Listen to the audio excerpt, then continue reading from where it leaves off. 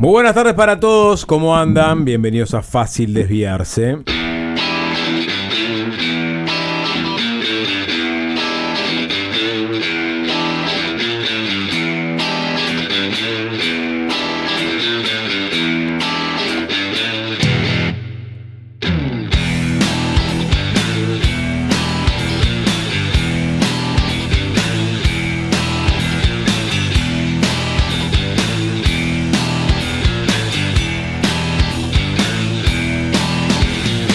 ¿Cómo estás, Fenómeno? Estamos viendo Murocross. ¿Qué tal, Nico? ¿Cómo andás? Hola, Sapo, ¿todo bien? Todo bien, por suerte. ¿Qué tal, Jorge Valmeri? ¿Cómo andamos? Hola, Zapito. Hola, Tarantano, ¿cómo andás, querido? Haciendo esas tomas locas. Arroba Alvin Green, el emperador de la consola, el sostenedor del tinglado. Buenas tardes para vos. Arroba Uy, que macana. Subiendo peldaño a peldaño en la información periodística. Buenas tardes. Y arroba César Giacosa, Switcher Master estrella de la transmisión espacial del canal de YouTube de FM del Sol. Buenas tardes para vos. Buenas tardes para todos.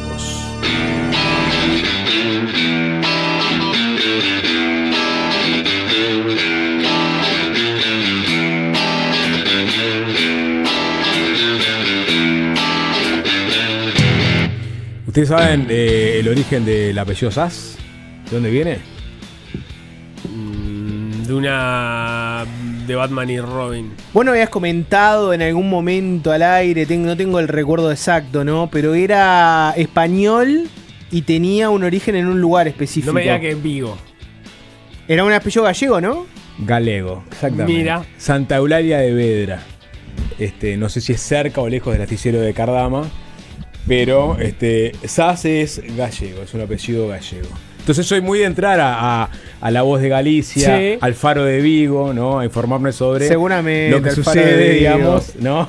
Vigo, el Celta de Vigo, ¿no? Cosas de Vigo que podemos mencionar. Vigo Mortensen. Sí. ¿Qué te parece? Bien, ¿Viste? bien. ¿Qué te parece? ¿Ah? ¿Y ustedes qué dicen? ¿Que en los diarios locales de Galicia está presente la noticia o no? Obvio, recontra está presente. Sí. Entro a La Voz de Galicia. Tapa. El gobierno de Uruguay anula un contrato con el astillero vigués Cardama por fuertes indicios de fraude. La otra noticia es sobre otro astillero, o sea que se hace muy fuerte la noticia sobre astilleros en... Claro, Pará, pero ¿es una notibuena o es una notibuena, porque el astillero vigués Freire, sí, construirá para Noruega un buque de acuicultura marina. ¿Y cuál tiene más relevancia? ¿El astillero que emerge o el astillero que se hunde? El que emerge tiene foto. Están en el mismo lugar, pero uno tiene foto y otro está no. Bien, no. La central es la buena noticia. Es la noticia buena. Sí, o sea, pero no es la principal. No, pero tiene, digamos, el titular es más grande, el de la notimala, ¿no? Faro de Vigo. Faro de Vigo. Es más político, más como de ringuirrangue político, pero obviamente es el fácil desviarse de ellos, el Faro de Vigo. Sí, muy local toda la información. Muy bien, ¿qué tuiteó el senador? ¿Cómo sería en galego, no? Sebastián de Silva, una cosa así, ¿no? Menos los tópicos que afectan a la población y más en los cruces entre los políticos. Sí, está bien, está perfecto. Sí, Vigo exhibe su potencial para situarse a la vanguardia de los semiconductores fotónicos. La balsa de babor de Pintancho fue mal liberada por falta de información, se lo llevó el viento. Vigo nos está pintando la cara, ¿no? ¿Cuándo fue la última vez que ustedes vieron en El Observador, El País, Montevideo Portal, una nota sobre qué está haciendo Uruguay con los semiconductores fotónicos? Nada. Uruguay no mueve nada con los semiconductores y Vigo nos está pintando la cara. No tenemos industria casi, Jorge. Y Galicia tiene la industria astillera, ni que hablar, ¿no? Uruguay, y entre las noticias de economía aparece Uruguay rompe el contrato de las patrulleras con Cardama. Son hechos muy graves. Cita textual, me imagino que el presidente Orsi, que ayer en conjunto con el prosecretario de la Presidencia, Jorge Díaz, y el secretario de la Presidencia, Alejandro Sánchez, informaron sobre este episodio que eventualmente puede culminar con la culminación del contrato que tenían con el astillero español para construir estos dos patrulleros oceánicos. Cosa que nos han dejado los gallegos. Una puede ser, si querés, el transporte público, Cutsa, la cocina. El sapo tiene sangre gallega. La tortilla de papa, decir que tortilla de papa. Yo tengo sangre gallega también por parte de madre. ¿El humor? El humor, sin duda, el humor de gallegos. Pepe Muleiro. los libros de los chistes Sí, gallegos. claro. No. Y lo que nos iba a dejar era 2 patrullas oceánicas, pero puede ser que no. Quieren ir, vamos derecho, palo y palo. Hoy es un día de mucho fácil desviarse. Ayer se encendieron las alarmas en Torre Ejecutiva. Conferencia de prensa, la plana mayor, el presidente, el secretario de presidencia, el prosecretario. Después andanada de declaraciones políticas de todos los pelos. Estaba enferma Lazo, si no capaz que estaba, ¿no? ¿No? ¿Estaba enferma? Sí, no, Sí. está en recuperación, pero tengo dudas si no estuvo igual. No arriba. Creo que Ahí, estuvo, mezclada Creo ahí, que- creo sí. que estuvo. Creo que No la estuvo. no la pusieron, la mandaron al frente. Claro, no salió para no las cámaras. porque Porque nos desconcertaba eso. Si decían, nos anunciaron que había conferencia de prensa. Si aparecía un ministro, nos podían orientar hacia dónde iba la información. Pero no había ningún ministro. lo que pasa es que tiene que ver estrictamente con el foco de la discusión, que es más bien jurídico y no es técnico. Como dijo en las entrevistas que dio esta mañana la propia ministra Sandra Lasso, no tiene que ver con su participación, digamos, en el seguimiento del cumplimiento del contrato, sino que tiene que ver con un aspecto jurídico muy particular, como vamos a ver ahora. Esto está para discutirse igual más Sí, adelante. sí, Pero vamos claro, a meternos. claro. Vamos Siento a meter- que igual sí. no lo estás vendiendo de la forma más sexy que podrías venderlo. O sea, No, gobierno, no me sale eso. gobierno tiene reparos sobre cierto aspecto jurídico de un contrato del gobierno anterior. Manera correcta, pero poco sexy de venderla. Frente Amplio dice que el gobierno de la calle Pou, como con suerte, se comió una estafa. Es un poco más sexy venderlo así, ¿no? ¿No te gusta? Sexy es cuando uno ve lo que es un patrullero oceánico OPB, que son unos mamotretos marítimos digamos, que asustan, ¿no? Porque No son ni barcos de guerra, ¿sabes? vos. No son barcos de Pero no guerra. importa que no sean barcos de guerra. Son Por lo grandes, menos son, estos. son barcos grandes, tienen la capacidad para meter un helicóptero. Le tenés que meter una ametralladora arriba. Tenés que poner una ametralladora arriba. O sea, te lo vendo por ahí. Los tiburones de hierro que iban a patrullar nuestros océanos, bueno, en este momento, capaz que no lo van a hacer. Y van a estar los piratas del mar pescando a sus anchas en nuestras aguas porque no tenemos quien los controle. En todo Yo caso creo- van a seguir, ¿no? Porque Sí. hace años. No, que, bueno, obvio, sí, van a está- seguir. Esa es otra discusión, Sapi. Esa no me lleves para esa otra discusión porque ojo con implementar el modelo de Captain Phillips, ¿no?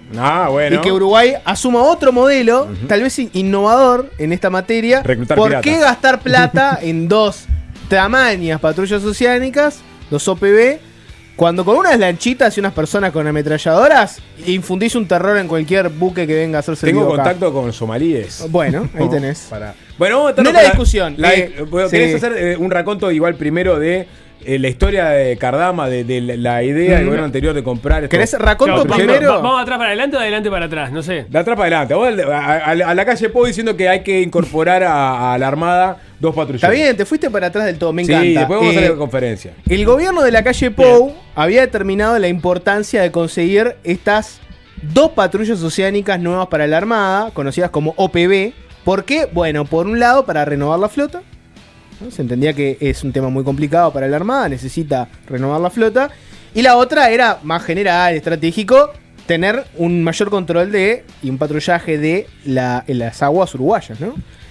En diciembre de 2021, la calle Pou anunció la compra y dijo que el astillero ganador del concurso debería entregar las primeras patrullas en junio de 2024, de acuerdo con el pliego. En julio de 2022, el gobierno comenzó a definir qué astillero sería al que le compraría los OPB. Una nota del Observador de ese momento, del periodista Santiago Soravilla, uno de los sabuesos que viene siguiendo este tema a nivel periodístico. Un abrazo, Santiago. Claro, hizo un hilo de Twitter, se los recomiendo si andan por ahí en la vuelta y quieren ver con todas las notas que hizo al respecto. Bueno, básicamente te muestra que ya desde el arranque era un proceso complejo porque tenía tensiones geopolíticas importantes. Ustedes ya lo saben, China y Estados Unidos, enfrentamiento que no cesa en ningún plano. Bueno, ¿cómo llegó esto hasta acá, hasta Uruguay? Bueno, llegó porque hubo una oferta china. Hubo básicamente varias ofertas, una de ellas era una oferta china. Se hicieron 2 comisiones para asesorar la decisión. Una hizo una evaluación técnica, otra hizo una evaluación económica. El observador accedió a los 2 informes y ambos concluyeron que la oferta china, que era de China Shipbuilding Trading Company, era la única que cumplía los requisitos por encima de la oferta holandesa Damen y la francesa Kership. Esos informes consideraban que la oferta china era la única válida. La holandesa, la empresa holandesa, interpuso recursos para que reevaluaran su oferta, descalificaran a la China, entendieron que las comisiones actuaron de forma incorrecta. Pero bueno, después en septiembre, el gobierno de Joe Biden, en ese momento, ¿se acuerdan de Sleepy Joe? ¿Qué tiempos? El gobierno de Joe Biden en Estados Unidos expresó preocupación por lo que parecía ser la compra de Uruguay de estas patrullas chinas. Esto, ¿cómo se dio? Un alto funcionario de la embajada estadounidense, se comunicó con el senador nacionalista Carlos Camí, entonces presidente de la Comisión de Defensa del Senado. Y le expresó a este senador, un alto diplomático estadounidense, le dijo a este senador que estaba en la Comisión de Defensa, que la presidía, nos parece inconveniente, en un momento de alta tensión entre China y Estados Unidos, ustedes saben que además está toda la discusión sobre Taiwán, no cerraba. Bueno, en febrero de 2023, el Ministerio de Defensa declaró desierto el llamado porque las ofertas superaban significativamente los montos que manejaba el gobierno. El entonces ministro, Javier García, anunció que iban a estudiar adquirir buques noruegos más baratos. Un mes después, China expresó su descontento por la decisión uruguaya. El embajador le manifestó a García su sorpresa por la negativa del gobierno de negociar las OPB. Básicamente, el gobierno dice, no, llamado desierto porque las ofertas que tenemos son muy caras.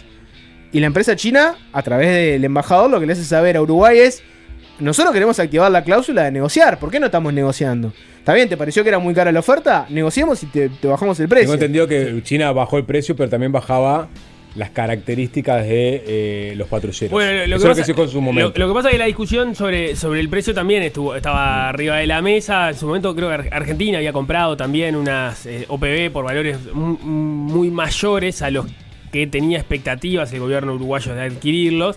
Entonces ahí cuando se hace estos llamados a licitación, se hacen dos, uno por buques o patrulleros usados y otros por nuevos. El usados no llegó a ninguna conclusión. El de nuevos es esto que mencionaba Jorge, que llevó a China. Aparecen como los dos argumentos arriba de la mesa. Por un lado, esta noticia que da el Observador de que Estados Unidos había hecho saber su descontento con que se comprara material militar, más allá de que hay una discusión sobre si las OPB son o no material militar, a China. Y por otro lado, el argumento que utilizó el gobierno tenía que ver con el precio. Ahí es donde China dice, bueno, pero podemos bajar el precio.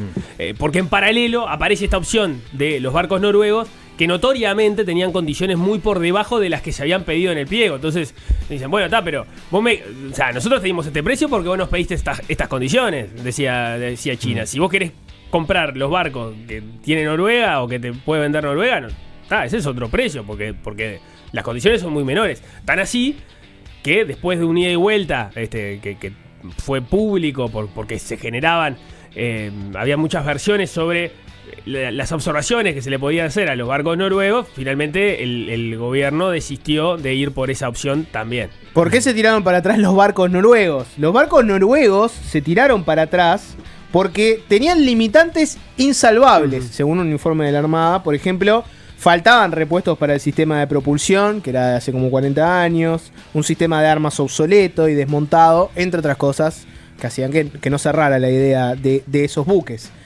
El gobierno igual no manejaba otras opciones y continuaba la crítica china de por qué no estamos negociando.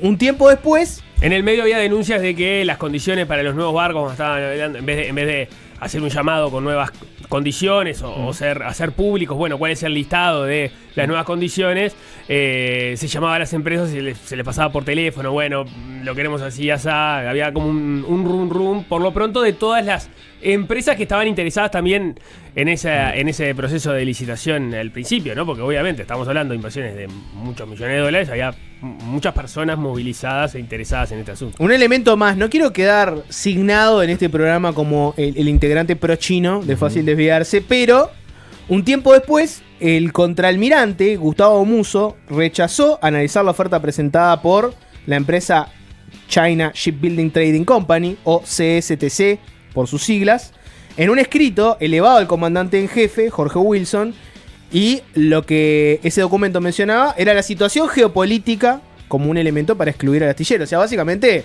se transparentaba la idea de ojo con ir para adelante con estos patrulleros chinos porque eso implica problemas geopolíticos en Estados Unidos.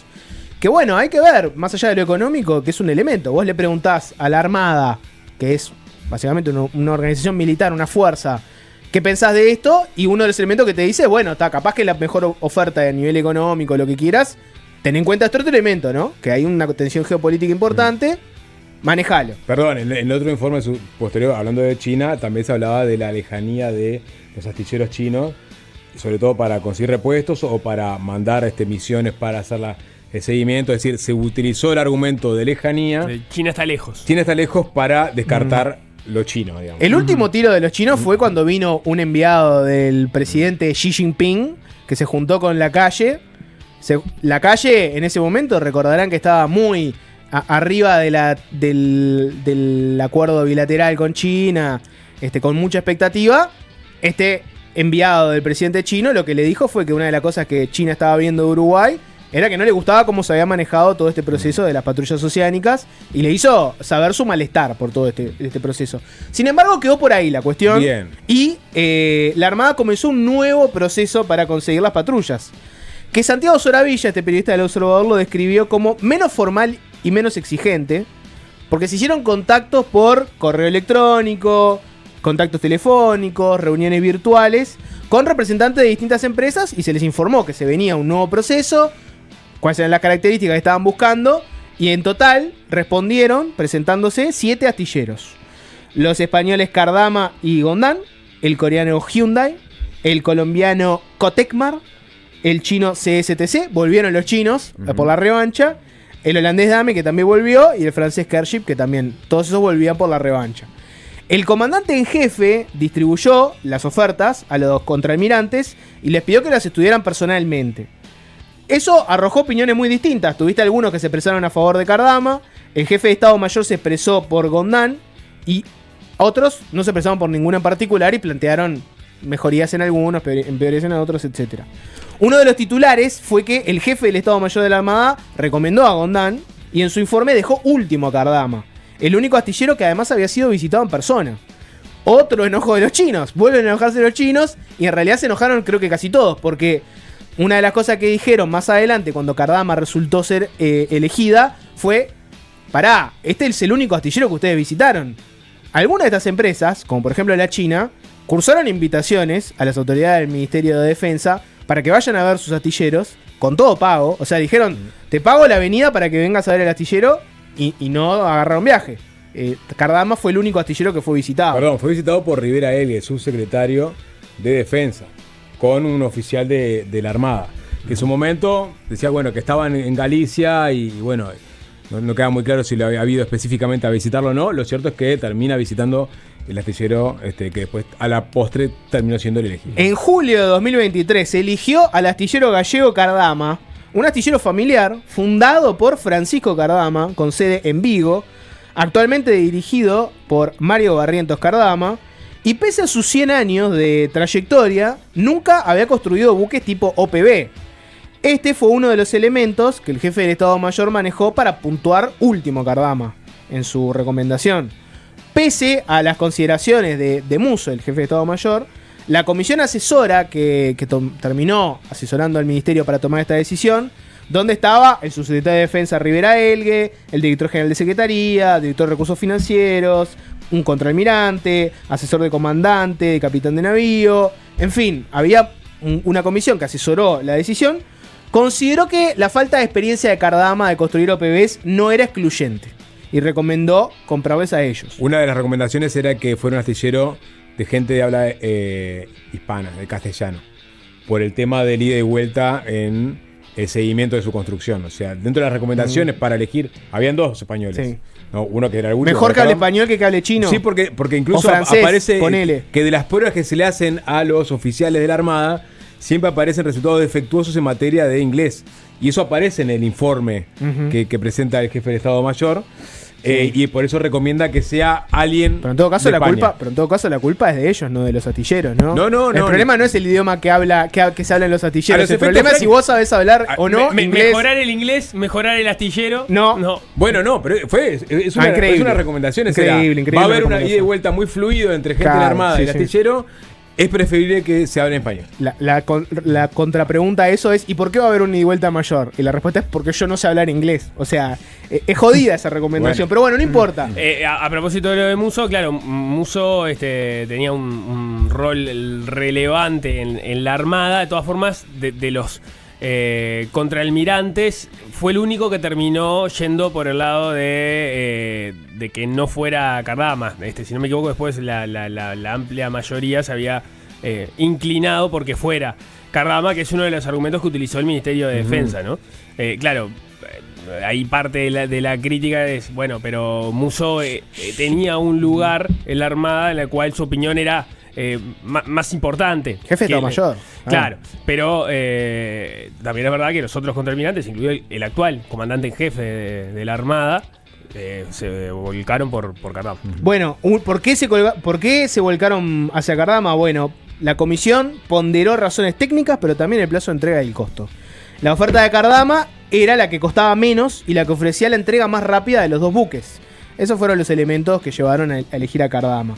Las otras empresas cuestionaron la decisión, el proceso, todo lo que ya les dije, como por ejemplo que los invitaron a ir a ver a sus astilleros y nunca fueron. El Frente Amplio en su momento también expresó dudas con esta elección. En su momento Sandra Lasso, que estaba en la Comisión de Defensa, hoy es la ministra de Defensa Frente Amplista, pero en su momento había dicho que desde su punto de vista político, Cardama terminó saliendo por la vía de los hechos, de que ellos fueron meros espectadores, que le hubiera gustado que el proceso hubiera sido distinto, en fin. El 15 de diciembre, les estoy haciendo toda la cronología, el gobierno firmó un convenio estableciendo los artículos para que Cardama estuviera a cargo de las OPB. Entre otras cosas, debía constituir una garantía de reembolso por el importe del primer anticipo de los dos buques y otra garantía de fiel cumplimiento por el 5% del total del contrato. Antes de obtener estos avales, el astillero fue a golpear la puerta de distintas instituciones. Por ejemplo, Cardama fue a golpear la puerta del Banco de Seguro del Estado, que quiso obtener una fianza, pero esto se dejó en stand-by y después el departamento comercial le cerró la puerta a Cardama, no agarró por ahí.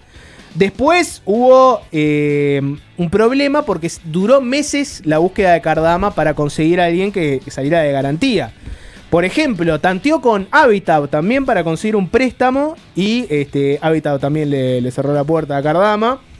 Y en este proceso que fue bastante largo. Instituciones internacionales, ¿no? Y obviamente con muchísimas instituciones internacionales. Te dije dos uruguayas para que tuviéramos una idea.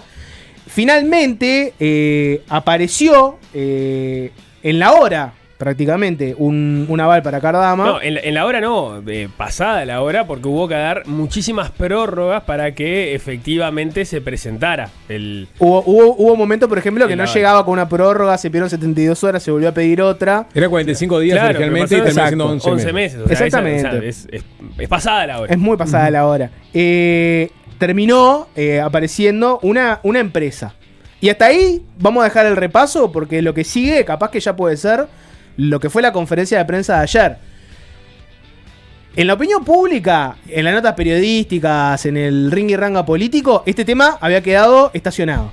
En el sentido de que era un procedimiento que no le había gustado al Frente Amplio, que lo había criticado. Sin embargo, cambió el gobierno y no hubo un anuncio de vamos a tirar para atrás esto, o no nos parece que haya que conseguir patrullas oceánicas. Sin embargo, no se sabía si iba a haber algún otro tipo de objeción. Ayer empezó el anuncio de que iba a haber una conferencia de prensa. Iba a estar el presidente, el secretario de presidencia, el prosecretario. No se conocía el objeto de la conferencia. Arrancó la clásica especulación periodística de para dónde iba la cosa. Después distintos periodistas empezaron a informar que Cardama era el objeto de la conferencia de prensa. Y en la misma, el presidente Yamandu Orsi hizo este anuncio. Vamos a verlo, César, ¿lo tenemos por ahí? Iniciar acciones para rescindir el contrato con la empresa Cardama para la compra de las dos patrullas oceánicas. El lunes pasado firmé una resolución que ante el vencimiento de la garantía de fiel cumplimiento, una resolución para ejecutar esa garantía. Es por eso que instruimos al embajador uruguayo en el Reino Unido para que se presentara ante las oficinas de la empresa que oficiaba como garantía, y de lo surgido de esa instrucción hemos decidido hacer denuncia ante la justicia en su fase civil y también penal, porque hay fuertes indicios de que estaríamos ante una estafa o un fraude al Estado uruguayo. Esto fue lo que decía el presidente Yamandu Orsi, diciendo que encontraron indicios de fraude, y después el prosecretario de Presidencia, Jorge Díaz, ahondó más en esto, y básicamente lo que planteó fue que el problema tenía que ver con la garantía, y concretamente con la empresa detrás de la garantía, a la que podemos definir según Díaz como una empresa de papel. Escúchenlo. Surgen elementos que son bien importantes. En primer lugar, que el único director de la compañía es un ciudadano ruso que vive en Rusia, que durante el año 2022, 2023 y 2024 tuvo solamente un empleado en el año 2022, 2023 y 2024 no tuvo ningún empleado, que no registra prácticamente actividad, que del análisis de sus cuentas surge que no tiene prácticamente actividad, y lo que nos sugieren es que evidentemente hay indicios fuertes de que esta empresa es una empresa de papel y que estaríamos ante un fraude al Estado uruguayo, pues esta garantía no existiría según lo que se nos informa. En ese estado de situación, con un domicilio inexistente, es más, además en la página web figuraban datos falsos. Por ejemplo, figuraba el dato de un banco, que sí es un banco muy prestigioso en el Reino Unido, como que fuera el teléfono de esta empresa Eurocommerce. En fin, toda una serie de cuestiones e indiciarias que van a ser denunciadas ante la justicia penal. Bien, así las cosas. Jorge Díaz anunciando y contando que en definitiva se encontraron con una empresa de papel, así lo presentan, ¿no? Algo así como una financiera que hacia afuera en su casca parecía seria, que tenía solvencia según explicaciones que se dieron en su momento por parte de la empresa Cardama y también avalados por el Banco República y por el propio Ministerio de Defensa en su momento, pero cuando fueron a ejecutar esta garantía se encontraron con que era propiedad de un ruso, que no tenía que no estaba en el lugar no que estaba en el lugar donde estar. se decía, que tenía un teléfono que remitía a un banco que no tiene nada que ver con esa institución. Para empezar, que fueron al edificio y en el edificio había una inmobiliaria y no estaba la empresa que tenía que estar. Segundo, que el teléfono llamabas y te daba para otra empresa. Y tercero, que averiguando con la información que tenía digamos el gobierno inglés, en realidad era una empresa que tenía escasa o nula actividad económica y un empleado. O sea, era realmente una empresa de papel en el sentido de que no era una empresa real, era una persona. Hay un punto, después seguramente vamos a volver sobre eso, y está dicho, pero para explicitarlo, esta empresa de papel es Eurocommerce, no es Cardama. No. Jorge hizo un repaso exhaustivo de toda la historia para llegar y que fue intrincada y que todavía es objeto de discusión y está siendo discutido. Pero para llegar al astillero y los que van a construir o ya no los barcos de las patrulleras oceánicas, esto tenía que ver con un aspecto concreto del proceso de discusión, que fue la demora en conseguir la garantía, y es sobre la garantía que se consiguió Eurocommerce. Lo que ocurría con esa garantía es, después de todo ese proceso, esos 45 días que terminaron siendo 11 meses, cuando aparece la garantía de Eurocommerce, es una garantía que era por un año.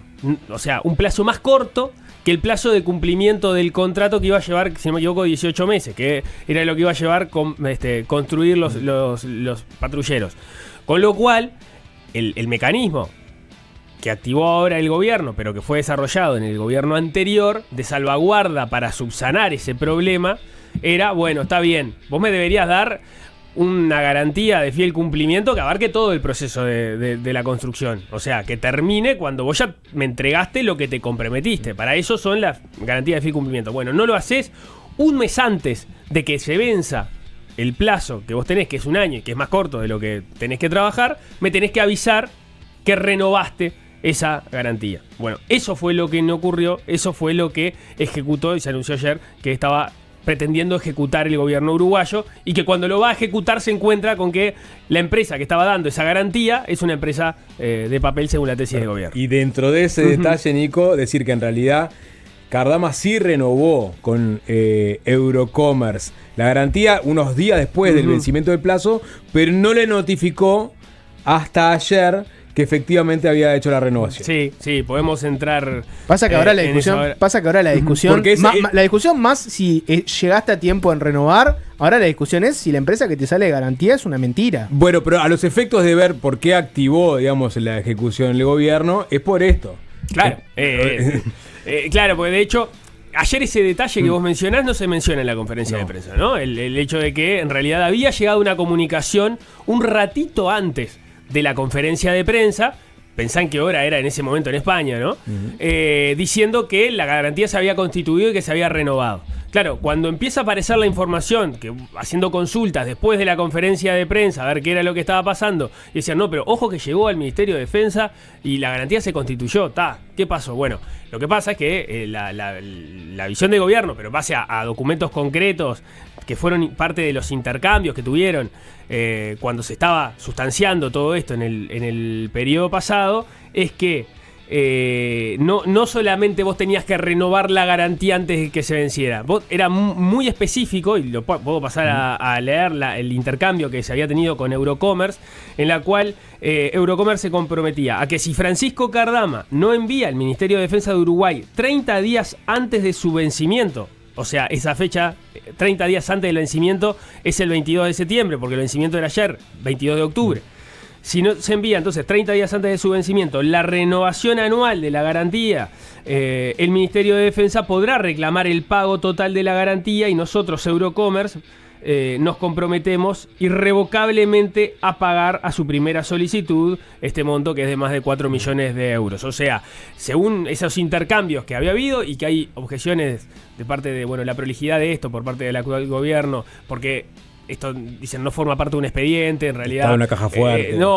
Es una serie de intercambios de mails que hubo que salir a rastrear. Bueno, pero más allá de esas observaciones, la formalidad que está invocando el gobierno en este punto es que la garantía, o mejor dicho, Cardama tenía que constituir una nueva garantía y notificarla 30 días antes de que se venciera. Ese plazo era el 22 de septiembre, eso no ocurrió. Cardama dice que avisa ayer que había constituido garantía el 26 de septiembre, o sea, constituyó garantía ya fuera de plazo, según lo que pone de manifiesto el gobierno, y según lo que reconoce, de hecho, Cardama, lo podemos ver ahora, pero además tampoco notificó, con lo cual el gobierno entendió que estaba caída, o que podía invocar invocar que se había falseado a esto que se había propuesto, y es el proceso que se anunció ayer. Hubo una ronda, si les parece, porque hubo una ronda, eso fue, digamos, la noche de ayer, ¿no? Con la conferencia de prensa. Hubo algún tiroteo, si quieren, en redes sociales, pero hoy de mañana hubo una larga ronda de medios donde hablaron todos, ¿no? Habló Jorge Díaz, habló el propio Cardama, Nico Batalla haciendo periodismo, una vez más. Feliz día del periodista, Nico. Nótese cómo lo saludó específicamente a él, ¿no? Feliz día del periodista, Nico, y a nadie más. Sí, claro. Bueno, a Nico y a Maca Saavedra. Sí. A Nico y a Maca Saavedra. Hablaron Jorge Díaz, el propio Cardama. Habló Alejandro Sánchez, el prosecretario de Presidencia, Sandra Lazo. Hubo una larga. Y básicamente lo que Javier García. Claro, lo que está sobre la mesa. Quien, digamos, está en el ojo de la tormenta también. Y ayer salió a hacer declaraciones y descargos que fueron compartidos por el propio expresidente de la República, Luis Lacalle Pou. Es decir, esto, digamos, golpeó. No. Esta es una tormenta en la relación oficialismo y oposición. Enorme. Bien tirada después del presupuesto. Hay que recordar que la calle Pou interviene muy poco, digamos, en los asuntos domésticos, políticos del último tiempo. Y en esta entró. Entonces vamos a hacer una tanda y vamos a escuchar. Por un lado, a Mario Cardama, que estuvo hoy más temprano en el 12. Jorge Díaz. No estuvo, salió por teléfono. Bueno, estuvo. Lo tuviste, Nicolás. Salir por teléfono es estar. Vos entendés lo que te digo. Estuvo Jorge Díaz con Emiliano Cotelo, por teléfono también. Pero ahí dio algunos detalles más sobre por qué, por ejemplo, deciden ejecutar, digamos, la garantía. Javier García se defendió, y dijo que esto es toda una operación política, ¿no? ¿Cuáles son los elementos que pueden probar esto? Lo podemos hablar después. Sapo, ¿tenés fuertes pedidos? ¿Tenés fuertes pedidos en el chat de YouTube? que llevan la canción de arranque para un lugar. No, eso es. Cualquier persona que no haya dicho. Te lo imaginarás. No, si cualquier persona que no dice lo que voy a poner, está meando fuera del tarro. Y no está entendiendo los fundamentos de la categoría y no entiende nada. Vos decís que pensar en. No. Vos decís que pensar en esto es equivocado. No, esto es el lugar común. No hagas como en desayunos que empezamos con In the Navy. No. ¿Empezaron con In the Navy? ¡Ah, qué hermoso! No te pasé, Alvin. El único lugar al que te puede llevar esta historia, no, ni pedo. El pibe de los astilleros. De pibe no tiene nada Mario Cardama, ¿no? Ya lo vieron en su momento. Escribí, Alvin, Siniestro Total. ¿Cuál es la única banda de exportación de Vigo? ¿De Vigo? De Vigo. Siniestro Total. ¿Cuál es el hit por excelencia de Siniestro Total? Bailaré sobre tu tumba. Bien, seguimos con la noticia del día que se ejecutó en realidad ayer en la tarde. Se ejecutó también la garantía. Sí, bueno, se intentó. Se intentó ejecutar y se encontraron con que había sí. Eventualmente una empresa de papel. Bueno, ya hicimos todo el recorrido. Hoy las repercusiones. Habló ayer de noche y hoy también de mañana Mario Cardama, el dueño del astillero. Sí, estuvo en más de un medio, conversó con nosotros en desayunos informales y ahí una de las cosas que tiró, que es uno de los temas que podemos conversar más adelante, es que a él le parece que con la acción del gobierno de ejecutar esta garantía hay otros asuntos de fondo porque entiende que por ese aspecto, el que no haya llegado a tiempo la renovación de la garantía, no le parece como una razón suficiente para terminar echando por la borda el compromiso asumido en el contrato. Vamos a escuchar cómo lo planteaba. Esas garantías se emiten para incumplimientos del contrato. Incumplimientos del contrato. Entonces nosotros no hemos recibido ninguna comunicación de incumplimiento de contrato. Ninguna. Entonces estamos sorprendidos que se intente ejecutar una garantía por no incumplimiento de contrato. La garantía está en vigor desde septiembre. La garantía está en vigor desde septiembre. Está renovada desde septiembre, no está renovada ahora, está renovada desde septiembre. Y hombre, yo creo que un contrato de este tamaño y de esta importancia, si Cardama no ha incumplido el contrato y no hay ninguna prueba, ninguna comunicación que se nos haya hecho en ese sentido, hombre, si tardamos 2 días o medio día en entregar una garantía o dejar de entregarla, un tema administrativo, que por supuesto que tiene que entregarse, por supuesto que tiene que cumplir el contrato, y de garantías creo que no es mucha razón para ejecutar un contrato por completo, salvo que haya otras razones que a mí me parecen ocultas. Es interesante este tema, ¿no? Después vamos a escuchar a Jorge Díaz que se le preguntó específicamente por eso. ¿Por qué ejecutan una garantía si más allá de las demoras, Cardama venía construyendo los patrulleros? Y en todo caso la garantía se va contra un incumplimiento en la construcción de estos patrulleros. Claro, vos tenés, o sea, en general, digamos, como su nombre lo indica, las garantías de fideicumplimento son un instrumento financiero que le da a la persona que está esperando que se le cumpla con una obra, un contrato de construcción, como en este caso, un servicio, lo que sea, de que la otra parte está dispuesta y tiene la capacidad y los incentivos de cumplir con eso a lo que está comprometido, ¿no? Para eso es la garantía.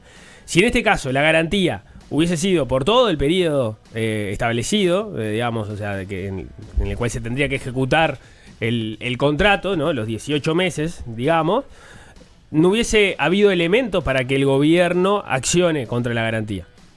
Porque tendrían que mirar hacia el contrato con Cardama, si hay un incumplimiento del contrato con Cardama para eventualmente tratar de ejecutar la garantía. No fue eso lo que ocurrió. Lo que ocurrió es que la garantía tenía un tiempo menor, tenían que renovarla, no se renovó como estaba con los pasos formales establecidos, y es a partir de esa ventana que se abre que el gobierno decide accionar contra la garantía. Perdona, hoy le preguntaban a Díaz, bueno, ¿por qué no se comunicaron con Cardama al ver que había vencido la garantía? Bueno, ¿por qué no dijeron qué pasó? Porque lo que dice Cardama es, a mí nunca me contactaron. Estuve con Sandra Lasso, hablé con Sandra Lasso hace unas semanas y en ningún momento me plantearon esto.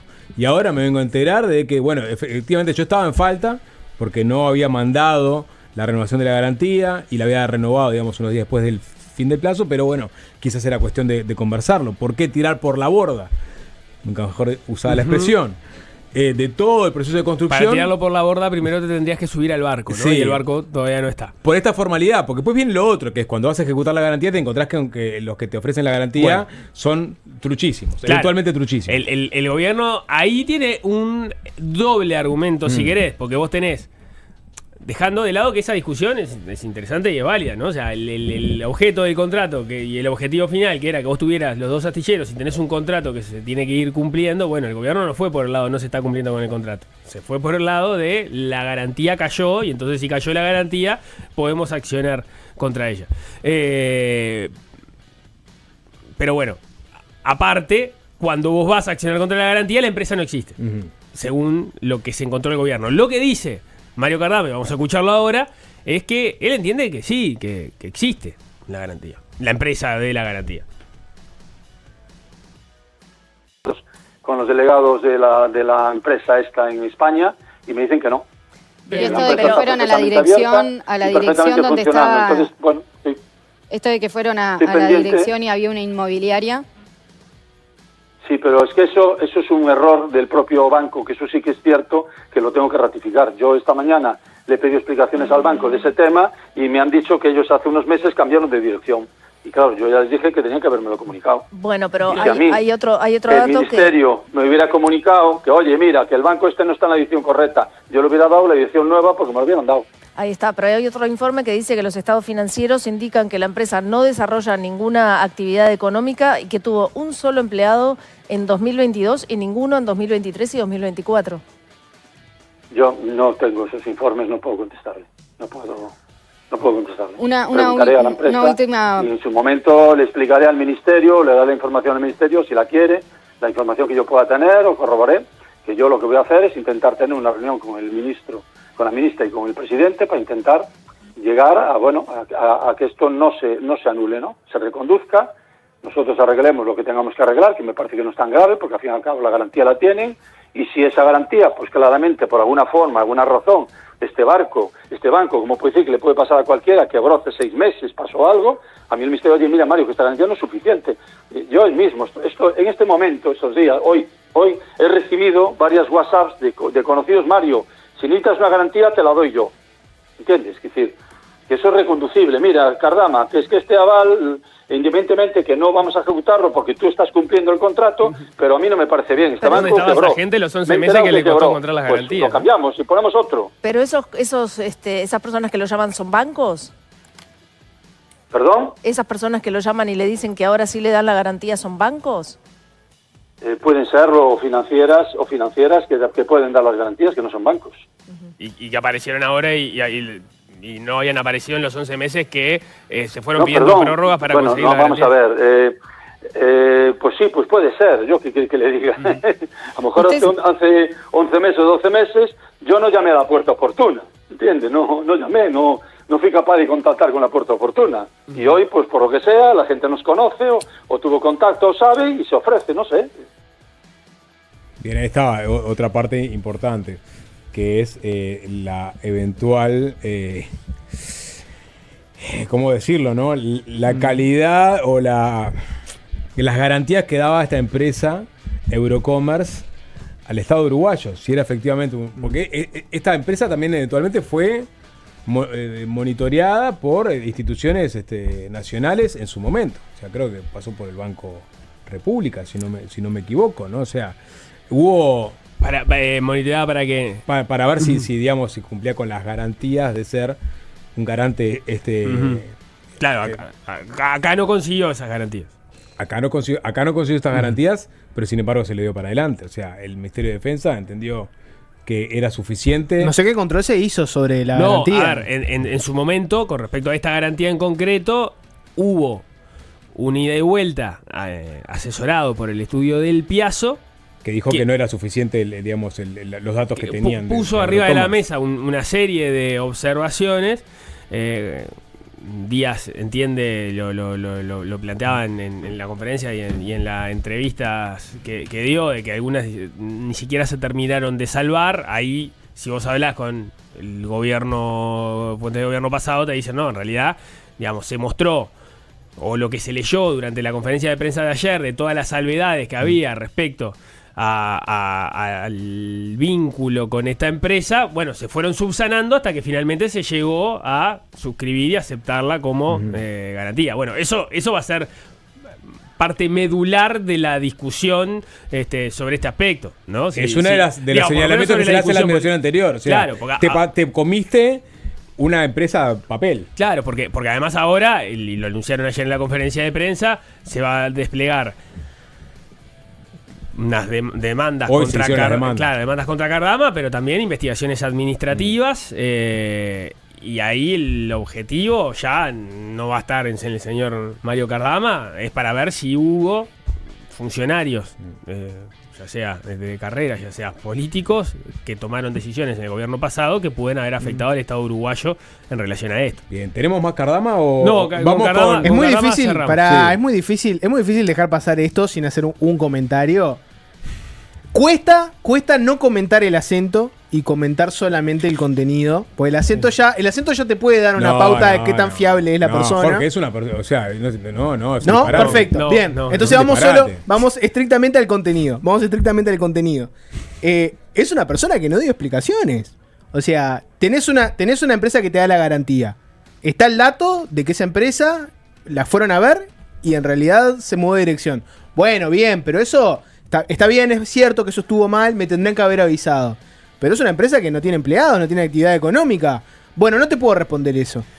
Yo en todo caso voy a ver de conseguir información sobre la empresa y después me junto con la ministra y le daré toda la información que habla de que habla con gente de la empresa. Él dice que tiene interlocutores en España con los que se comunica. Lo que tiene que hacer no es juntarse con Sandra Lasso a darle las explicaciones. Se tiene que juntar con la empresa que le dio la garantía y mostrar que es una empresa real. Sacarse una foto en un edificio con una empresa, con gente. O sea, tiene que demostrar que la empresa es real. No tiene que decir, bueno, no, la verdad no te lo puedo decir ahora, averiguo. Y lo otro es que te dice, no, ya me está llamando gente para darme la garantía. Es una persona que pidió plata en Habitat y no se la dieron. O sea, parece raro que esta persona ahora, ¿no? Se le llenó la puerta de gente que está viniendo a decirle te doy plata para salirte de garantía, siendo que estuvo 11 meses penando por todo el mundo buscando a alguien que le diera plata. Y repito, instituciones como Habitat dijeron, no te doy. O sea, parece rara, las explicaciones que da parecen insuficientes. Eso claramente... ¿Qué es lo que hubieras esperado escuchar del tipo? No, la empresa es real, mirá, la dirige fulano de tal, tiene sede en tal lado, te la puedo mostrar, entrá a la página tal y vas a ver toda la información. No, bueno, en realidad el barco, pues hay todo un capítulo de la nota esa, vayan a verla, está en el canal de YouTube de Desayunos Informales, cuál es el estado del barco, cómo se viene construyendo, etcétera. Dejémoslo para afuera, hablemos solamente del tema de la garantía.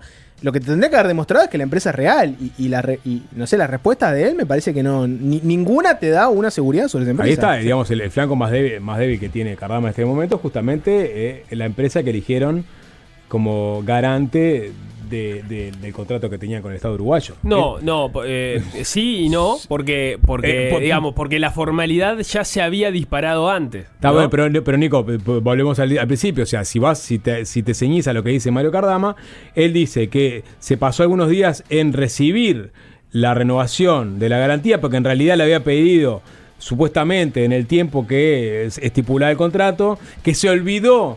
Eso sí, todo después se olvidó a mandarla. Y ahí es cuando el gobierno uruguayo ejecuta la garantía y se entera que hay una eventual empresa fantasma atrás. Lo cual no sabemos. Capaz que el gobierno ya sabía que era una empresa fantasma y simplemente cuando accionó lo vio. Yo entiendo que vos, o sea, es válida la discusión de qué tan grave es o no que la empresa haya quedado unos días sin garantía y si amerita o no amerita en función de eso que vos ejecutes el contrato o no, porque ¿cuál es la contrapartida de que vos vayas contra la garantía? Vas a cobrar la garantía, después te descubrís que en realidad esa empresa parecería que no te la va a pagar tampoco, pero vos ejecutás la garantía y se cae el contrato. Entonces, a eso se enfrenta el gobierno uruguayo a la hora de tomar esa decisión. Es una decisión enorme la que toma el gobierno. Enorme. Ahora, lo que parece estar fuera de discusión es que la formalidad, porque Mario Cardama no dijo otra cosa, es que la formalidad se cumplió. O mejor dicho, el incumplimiento. Se incumplió. El incumplimiento sucedió. ¿no? De un aspecto formal que te habilitaba para tomar esa decisión. Bien, vamos a escuchar a Jorge Díaz, que habló en Perspectiva hoy. Le preguntaron por qué definieron ejecutar la garantía si Cardama, más allá de, digamos, los retrasos y los cuestionamientos, venía cumpliendo con la construcción de los dos patrulleros. Y Díaz responde, y en esa misma respuesta después le repreguntan sobre otra garantía que dice Cardama que tenían. O sea, no solamente era la garantía de Eurocommerce, sino la de otro banco, y ahí responde Díaz. Pero a ver, el gobierno tiene que actuar, dice usted, entiendo, pero por otro lado resulta que Cardama está construyendo las patrullas, ¿no? Ese es otro elemento que tiene que ver con... Entonces, ¿por qué se ejecuta la garantía? Supuestamente la garantía se ejecuta si del lado del adjudicatario del contrato hay incumplimientos, ¿no? Hay incumplimiento, por ejemplo, con la construcción de las patrullas. ¿Por qué se ejecuta igual la garantía o se trata de ejecutarla? Se trata de ejecutarla porque si se hubiera cumplido con el contrato y si se hubiera constituido una garantía por 42 meses como establecía el contrato, cosa que no hizo el señor Cardama, y el gobierno del Estado uruguayo le aceptó, no había que ejecutar nada. Lo que había que hacer era seguir el cumplimiento de la ejecución del contrato, de las obligaciones del contrato. Como se aceptó una garantía por un año, ¿tá? Es la única garantía que tiene el Uruguay de fiel cumplimiento del contrato. Si no, quedamos absolutamente desprotegidos. Dice eso, Entonces, es la única garantía, efectivamente, digo, porque el propio Mario Cardama dice en declaraciones al Observador que cuenta con una segunda garantía de 8 millones de euros a Deutsche Bank. Pero eso es por adelanto financiero, que es otra cosa. Eso no tiene nada que ver. La garantía de fiel cumplimiento es esta. No hay otra. Ajá. Bien. El señor Cardama puede decir muchas cosas. De hecho, por lo visto es una persona que habla mucho, pero la realidad, los hechos son los hechos. La garantía de fiel cumplimiento era esta. Entonces, no se cumplió con el contrato, o se modificó por la vía de los hechos del contrato al aceptar una garantía por un año y no por los 42 meses como el contrato establecía. Se aceptó una garantía en un idioma extranjero, no traducido, no apostillado, no se controló la representación adecuadamente. Y todavía cuando la vamos a ejecutar para resguardarnos de que efectivamente, o sea, lo que queremos es asegurarnos de que efectivamente la garantía estaba, la realidad es que nos encontramos con que la empresa aparentemente no existe. Entonces, todos estos elementos nos hacen pensar, son indicativos de que el Estado fue objeto de una estafa. Ahí está Jorge Díaz. En definitiva, ejecutan la garantía por el incumplimiento de la formalidad de la renovación. Sí, ese es el argumento formal y es el único sobre el cual vos podés ir a la hora de hacerlo. Porque después todos los cuestionamientos sobre el proceso de compra, licitación, compra, atraso, uno después eventualmente los puede atar políticamente. O sea, el gobierno tenía esta ventana para desandar todo este proceso. Pero formalmente el gobierno define ir contra Cardama y de alguna forma ponerle un punto final a la relación por este retraso. Después se entera que eventualmente la empresa que da la garantía sería una empresa trucha.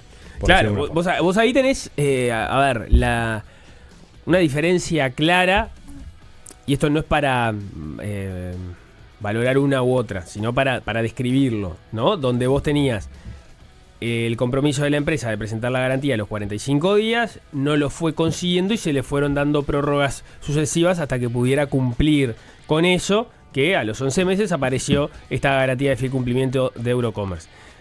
Acá la actitud de este gobierno fue totalmente distinta. Ante el primer incumplimiento formal, lo que deciden es ir y ejecutar la garantía. Quizás las conversaciones, y esto sí ya no es descriptivo, es una suposición, de Cardama, las veces anteriores cuando le dieron prórrogas era no es tan grave que no haya conseguido la garantía ahora, dame un poquito más de tiempo y la consigo, si yo los barcos los puedo construir, que es un poco lo que está diciendo ahora.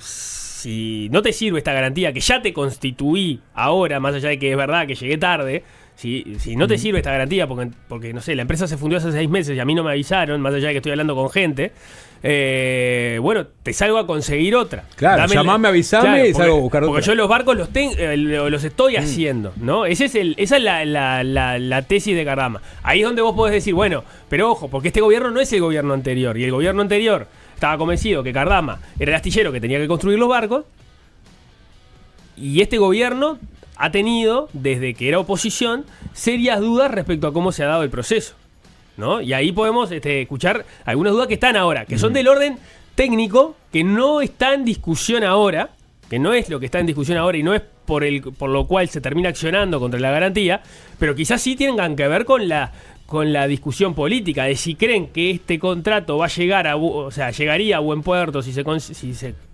continúa o no. Escuchemos parte de lo que decía Sandra Lasso, la ministra de Defensa Nacional, hoy más temprano en Desayunos Informales, cuando se le preguntaba, por ejemplo, cuánto entiende ella que va el avance de la construcción de estos barcos. ¿Tú digo el 60% de la primera patrullera? Yo entiendo que no. Si usted mira algunas fotografías que llegan, entiendo que no. Pero además, entiende que no va acorde a los plazos que estableció la empresa desde que empezó la construcción. Nicolás, los plazos han sido prorrogados una y otra vez. No, por eso aclaré desde que empezó la construcción. Sí, pero de todas maneras, además para nosotros no tiene que ver solamente con una cuestión de plazos o de porcentaje, tiene que ver con una cuestión de calidad y de que se cumplan las normas que se tienen que cumplir por la propia seguridad de nuestros efectivos. Eso ¿hay dudas en ese sentido también? ¿Perdón? ¿Hay dudas en ese sentido también? Yo tengo muchas dudas, sí. Yo te voy a agregar una cosa, porque Jorge Díaz le puso un porcentaje específico de atraso de la obra hoy más temprano. Pero ¿quiénes son los que están haciendo el monitoreo de la construcción? Son dos miembros de la Armada, que vienen de la administración anterior, a los cuales se le ha adjudicado un presupuesto de unos $300.000. Vienen de la administración anterior, o sea, en realidad... O sea, sí, porque son funcionarios de la Armada desde antes, no es que entraron a la Armada ahora, son funcionarios de carrera de la Armada. Pero los puso ahí la administración. Pero anterior. Fueron ya en este periodo. De hecho, hubo un diferendo en su momento porque el gobierno pasado entiende que estas personas se podían constituir en el lugar en los primeros días de marzo y terminaron llegando, no sé si fue en septiembre. O sea, mucho después. Y de hecho, Cardama también se llega a quejar de eso. Los estábamos esperando desde marzo y llegaron mucho más tarde. Bueno, y a lo que voy es que esta gente, estos dos que son una misión permanente que va a estar durante un año, y va a estar durante un año, hay que ver ahora, y le reportan a Uruguay y en un convenio con la Facultad de Ingeniería para ver si los procedimientos de ingeniería que está utilizando el astillero están acordes a lo que se espera que tiene que ser la construcción de un patrullero de estas características. Es decir, hay un monitoreo exhaustivo de la construcción de los buques, de los patrulleros, por lo cual eventualmente este gobierno estaba con la definición de seguir con su construcción, ajustando las tuercas para que... Bueno, en los papeles por lo menos así lo tenía. Pues hay muchas quejas de parte del gobierno.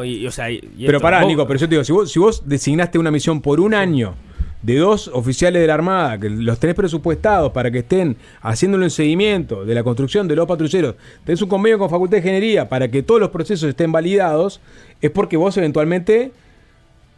hacia afuera estabas mostrando interés en seguir con el proceso de compra de los 2 patrulleros. Pero lo que pasa es que vos estás en la mitad de un contrato. El gobierno no podía desentenderse del contrato. O sea, en la medida que el contrato se cumpliera, el gobierno iba a accionar. Distinto es, y esto sí es terreno de especulación, si vos decís, bueno, en realidad el gobierno estaba buscando la excusa para hacer caer el contrato, que puede ser, pero eso no implicaba que tenía que hacer todo lo que tenía que hacer hasta que alguien hiciera algo que te habilitara formalmente a tomar esa decisión. Exactamente. Bueno, porque quiero volver estaban cumpliendo con el contrato, más allá de que, si vos escuchabas las declaraciones públicas, más allá de que Lasso siempre habla a propósito de la reserva que quiere tener, porque justamente porque el contrato como es algo que eventualmente se podía complicar, como se terminó complicando, todos tienen cuidado de lo que después pueda aparecer en un escenario de litigio con la empresa.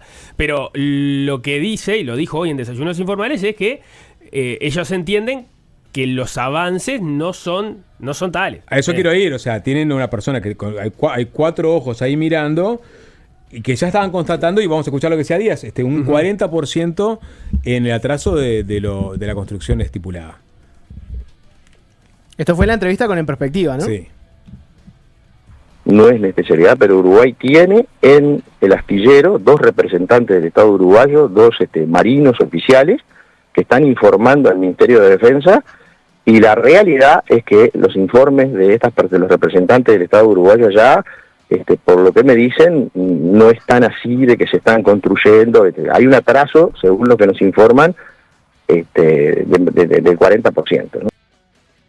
Ahí está, un atraso del 40%, le ponía porcentaje, una cortita. Porque... O sea, Cardama no comparte esto, ¿no? Dice que viene bien, que viene un 60% de la parte de acero construida, que ya hay un 90% de los equipos de los 2 barcos pedidos, porque obviamente estás comprando equipamiento también. Si les interesa ver imágenes de la construcción de los buques, hay una nota que le hizo el portal Infodefensa a Mario Cardama, que fueron al astillero para ver cómo estaban construyendo los patrulleros, y le preguntan sobre los patrulleros uruguayos, y dice: nuestro astillero tiene mucha experiencia en construcción de buques de todo tipo, incluyendo naves con una mayor complejidad de las que estamos haciendo para Uruguay, y habla de una que acaban de votar para la Armada de Senegal, que es mucho más compleja que las de Uruguay, como diciendo, nosotros nos manejamos a nuestras anchas con estas construcciones.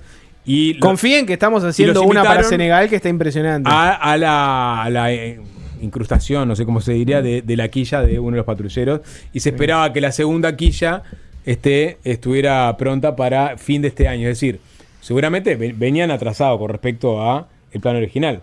Si tenían que entregar el año pasado un primer patrullero y todavía estamos en esto, claramente viene atrasado. Ahora, en todo momento Cardama trataba de dar señales de que estaba activo, que estaba trabajando. Como esto de que tiene mucha experiencia en Senegal. Y bueno, se le dedica mucho tiempo en la entrevista al buque que construyó al senegalés. Y la certificación de Lloyds, que es también una cosa de lo que habla. Jorge te prejuzga por el acento. ¿no? El acento y Senegal. Y claro, y el no, país porque de son señales de confianza, loco. Si está haciendo el barco para Senegal, que va a salir impresionante. Pará, no, ya salió el barco para Senegal, está impresionante. Vayan a preguntar en Senegal si están conformes o no. No, pero hay una más. Dale. Digo porque también, o sea, después se cree en el imaginario colectivo de que Cardama es una empresa fantasma que... No, tiene... Cardama no. Sí, Cardama sí. No, hay toda una discusión de si Cardama ha generado o no barcos de este tipo. De hecho, esto es un prototipo, ¿no? No, en principio no. También todos los problemas económicos y de actividad en los cuales estuvo en los últimos años, que entiendo que es parte del debate, es lo que él está saliendo a contestar. Después está, digamos, la realidad del gobierno uruguayo, los gobiernos uruguayos, para que Cardama logre constituir las garantías precisamente de fiel cumplimiento, ¿no? Porque si vos tenés el giro financiero suficiente, no deberías tener tanto problema para conseguir una garantía, para conseguir trabajo, para seguir trabajando, ¿no? No, pero es clave para Cardama este negocio. Seguramente es el más grande, tiene 500 empleados. A lo que voy, Jorge, perdón, es que acá entra a tallar también la Junta de Galicia, el gobierno de España, es decir... va a acceder en algún momento la relación Estado-Uruguayo-empresa. ¿Qué va a hacer España? ¿Qué va a hacer España con esto? Bueno, España en este momento está accionando, está recabando información para ver, capaz le salen de garantía, cómo se tiene que parar políticamente. Capaz le pueden salir de garantía. Bueno, o la Junta, porque digo, Cardama, si tienen una confianza imponente en Cardama, en el momento Cardama estuvo buscando por el mundo plata, llegó a pedir plata en Habitat. Podrían en España, si le tienen mucha confianza, habilitarle esa garantía. Te agrego un dato más, ¿no? Cardama no sé si funciona así, pero ponele. Pero pregunto, ¿no? O sea, ¿qué va a hacer España? España no le ha dado plata. Jorge, yo entiendo el chiste. No es un chiste. Fue a tocarle la puerta a bancos españoles para pedir plata y no se la dieron. O sea, no es un chiste. ¿Qué va a hacer España? Capaz en España le pueden dar plata. Lo que te quiero decir es que Cardama trabajó con la Junta de Galicia. O sea, ha construido cosas para la Junta de Galicia. Es decir, hay que ver cómo se para también el Estado español, la Junta de Galicia, en un tuerto que puede ser, digamos, político también. O sea, tiene otra dimensión más. Esto es una guerra, señor.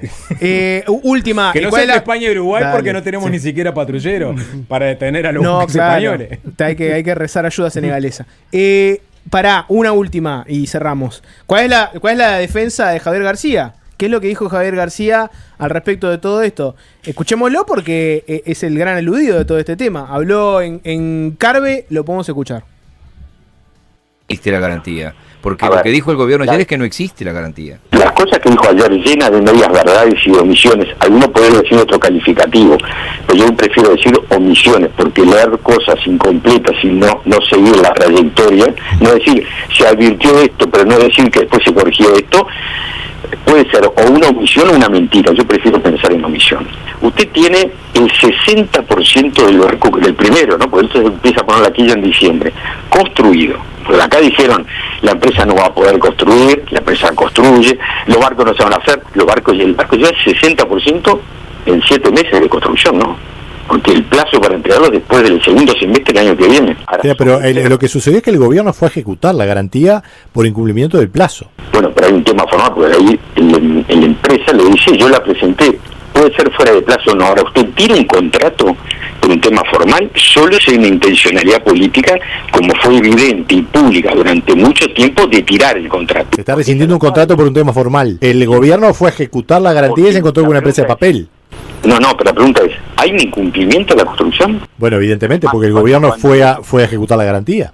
No, cuando usted vio ayer, Nicolás, cuando le preguntan al presidente, dígame, pero técnicamente, ¿qué es la construcción? Bueno, eso va bien, puede haber alguna discusión, es decir, el objetivo, lo que prevé el contrato, que es que se pague por hito quiere decir por etapa de construcción, se va cumpliendo. Es decir, llevan 7 meses y el barco ya es 60% construido. Decir, rescindir el contrato muestra la intencionalidad política. Y la intencionalidad política es tirar, exponiendo al Uruguay a demandas, exponiendo al Uruguay a romper con la seguridad jurídica, que es parte del patrimonio del Uruguay, por un tema que es una parte lateral del contrato, que no es la construcción. Ahí lo tenían a Javier García, el exministro de Defensa. Hasta acá, por hoy, de este tema. Continuará, Jorge, esto escala a varios niveles, me imagino. Veremos cómo sigue Cardama, cómo sigue el gobierno español, cómo sigue el gobierno nacional. Pero sigue la oposición. No sé si la construcción de las OPB va a seguir, pero el tema va a seguir. Sí. Igual que es fácil desviarse, que sigue después de esta pequeña pausa.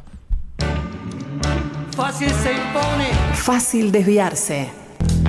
Bien, por más que parezca una ironía, el negacionismo científico tiene algunas cosas que enseñarnos, no necesariamente porque haya algo de cierto en eso de que la Tierra es plana o en las diatribas antivacunas, sino porque los propios discursos anticientíficos, o mejor dicho, las lógicas de los discursos anticientíficos, esconden en su estructura valiosas lecciones sobre cómo opera la ciencia. Y a explorar y divulgar esas lecciones se dedican, entre otras cosas, los argentinos Valeria Edelstein y Claudio Cormick. Vienen de palos muy distintos, pero colaboran juntos desde hace varios años, escribiendo libros, artículos y dan charlas juntos. La última de esas charlas lo trajo por Montevideo, fue ayer en el Instituto de Física de la Facultad de Ingeniería y llevaba por título Nuestra especie sabe demasiado. Nos pareció una buena excusa para invitarlos a conversar en Fácil Desviarse. Los dos son investigadores del CONICET, pero como decíamos, tienen bases diferentes. Valeria es doctora en química, coordina el equipo de capacitadores en ciencias naturales para primaria en el sistema de formación docente de la ciudad de Buenos Aires, es co-conductora de podcast Contemos Historias, cofundadora del proyecto Científicos de Acá, tiene varios libros de divulgación científica y trabaja sobre la dinámica de las ciencias naturales y la demarcación de ciencia y pseudociencia. Claudio, por su parte, es doctor en filosofía, docente de filosofía contemporánea en la UBA y trabaja sobre el problema de los discursos anticientíficos desde la perspectiva de la epistemología social y la enseñanza de las ciencias. Hicimos un resumen. Valeria, Claudio, bienvenidos. ¿Cómo les va? Muchas gracias. Hola, ¿qué tal? Muchísimas gracias por estar acá. Dábamos ahí algunas pistas de las charlas que estaban dando. Tienen algo más de actividad también, tuvieron por acá en Uruguay. Estuvimos en el Encuentro Nacional de Química charlando un poco acerca de historias de la ciencia. Está bueno pensar la construcción del conocimiento científico situada históricamente y poder entender así un poco mejor qué preguntas nos hacemos, en qué épocas, cómo se construye ese conocimiento a lo largo de muchos siglos, parándose sobre lo que otras personas hicieron antes, cómo se necesita sobre todo confianza, ¿no? Y esta confianza que se necesita para construir conocimiento científico, confianza en tus pares, en especialistas de otras áreas, confianza en quienes vinieron antes. Un poco también es la base de lo que trabajamos sobre discursos anticientíficos y lo que tratamos de hacer, sobre todo pensando en cómo prevenir que la gente caiga en ellos o sacar a las personas que ya cayeron. ¿Y vale la expresión que los discursos anticientíficos están de moda? Yo diría que sí, y hay una explicación de por qué eso es así, que es las redes sociales le dieron a personas que de otro modo no habrían tenido oportunidad de juntarse y por lo tanto de formar masa crítica, precisamente esa oportunidad, ¿no? Algo que se suele comentar es la sociedad de la Tierra plana en Estados Unidos estuvo a punto de disolverse, venía en picada su número de miembros, hasta que alrededor de 2010, si no recuerdo mal, surge YouTube, ¿no? Entonces, básicamente eso le da la posibilidad a distintas formas de discursos que de otro modo solamente habrían congregado una pequeña minoría de personas sometidas a las razonables presiones sociales de otras personas que les decimos que básicamente están del moño, juntarse entre ellas, ¿no? Crear comunidad, crear encuentros, y entonces en ese sentido me parece que es bastante verosímil la idea de que ahora, ¿no? Para retomar esto de moda, hay condiciones para que tengas una proliferación de discursos anticientíficos que no se habría podido dar hace algunas pocas décadas. A eso se suma también el hecho de que tuvimos una pandemia, ¿no? Y la pandemia y sumarse a esto de las redes sociales y la posibilidad de encontrar gente y demás, también colaboró a eso. Alguna frase que solía usarse mucho era: las vacunas son víctimas de su propio éxito, como queriendo decir, bueno, la verdad es que la gente que es antivacunas lo es porque no atravesó, por ejemplo, una epidemia de polio, entonces no supo lo que era estar condenado a vivir en un pulmón de hierro, y ahora la verdad es que lo naturalizamos tanto, el hecho de tener formas de prevenir esas enfermedades, que realmente no pensamos en la maravilla increíble que son las vacunas. Pero la verdad es que cuando atravesamos la pandemia de COVID y vimos en vivo y en directo el desarrollo de las vacunas de una manera muy rápida, gracias a que ya había desarrollos tecnológicos previos que nos permitieron hacer eso, encontramos un refuerzo importante de los antivacunas.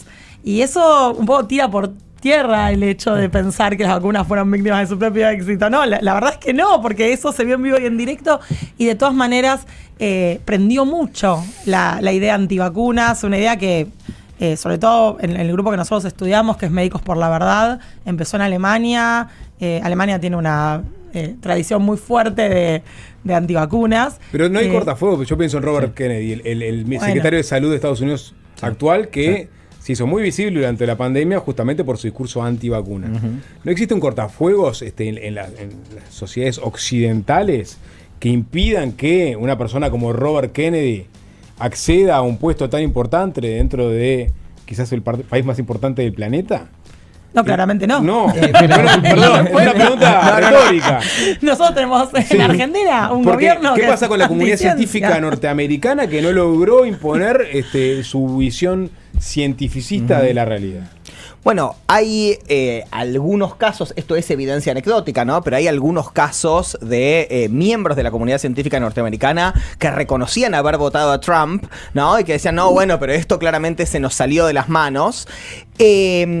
Aparentemente en algunos sectores el grado de polarización que se generó alrededor de ciertas cuestiones terminó pesando mucho más que la idea de defender a la ciencia o a la comunidad científica como un todo, ¿no? Y esa polarización es previa a esta elección de Trump, ¿no? Durante la pandemia de COVID, de hecho, quedó muy asociada la defensa de las medidas sanitarias contra el COVID a ser del Partido Demócrata o de ahí hacia la izquierda, ¿no? Y el oponerse a eso pasó a ser un rasgo identitario de las derechas, ¿no? Cosa que pasó a pesar más que el hecho de si vos valorás más, al menos tomada en abstracto, la idea de la ciencia como tal.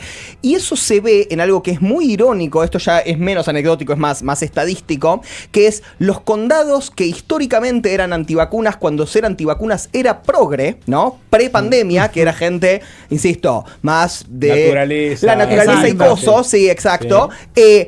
se volvieron masivamente pro vacunas a partir de la epidemia de COVID y a la inversa, ¿no? O sea, ser antivacunas pasó a estar asociado con ser un redneck atrasado, xenófobo, admirador de Trump, y entonces se invirtieron esos roles, ¿no? Pero lo que eso te marca es cómo los factores identitarios, ¿no?, de la personalidad, que se definen ante todo en términos ético-políticos, terminaron pesando más que consideraciones epistemológicas. O sea, digo, si vos tenías motivos epistemológicos, aunque sean motivos epistemológicos malos, para decir, bueno, viva la inmunidad natural, abajo las vacunas, eso no puede cambiar tan rápidamente simplemente por cómo se posicionó coyunturalmente el Partido Republicano, ¿no?, frente a las medidas de cuidado, pero es lo que terminó pasando. Nos metimos en la política rápidamente, así que voy a meter acá la pregunta porque Valeria dijo, bueno, miremos a Argentina, tenemos un gobierno anticiencia. Entiendo que hay una discusión, incluso desde lo presupuestal, donde se puede poner esa idea arriba de la mesa. ¿Hay más elementos que ustedes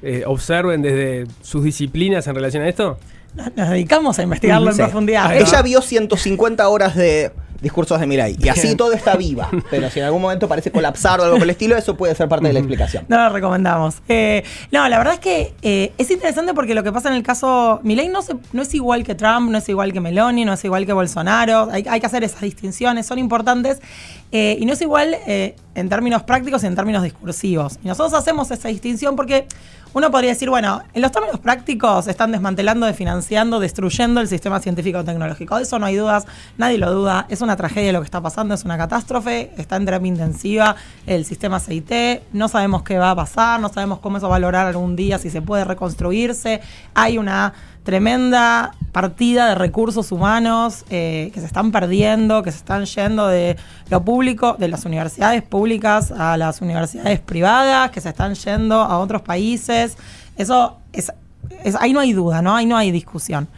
La cuestión es qué pasa desde lo discursivo. Y a nosotros nos interesa estudiar el discurso de personajes como Milei, porque entendemos que ese discurso de alguna manera también genera sentido común. Y ese sentido común que circula después es el que termina habilitando que existan o no ciertas discusiones en la arena pública o que se instalen ciertas ideas, ¿no? Cuestiones como el pobre es pobre porque quiere, se embarazan por un plan. Bueno, todo eso fue circulación de ideas falsas que terminaron asentándose. Entonces nos interesa ver qué pasa con el discurso de Milei respecto de la ciencia. Y cuando hacemos eso y cuando analizamos qué es lo que pasa, ahí no podemos decir que Milei es anticiencia en un sentido muy estricto, porque en realidad es una persona que defiende cosas como la energía nuclear, defiende cosas como la energía con la inteligencia artificial, distingue entre legos y expertos, entre personas no especializadas y expertos, y él se presenta a sí mismo como experto.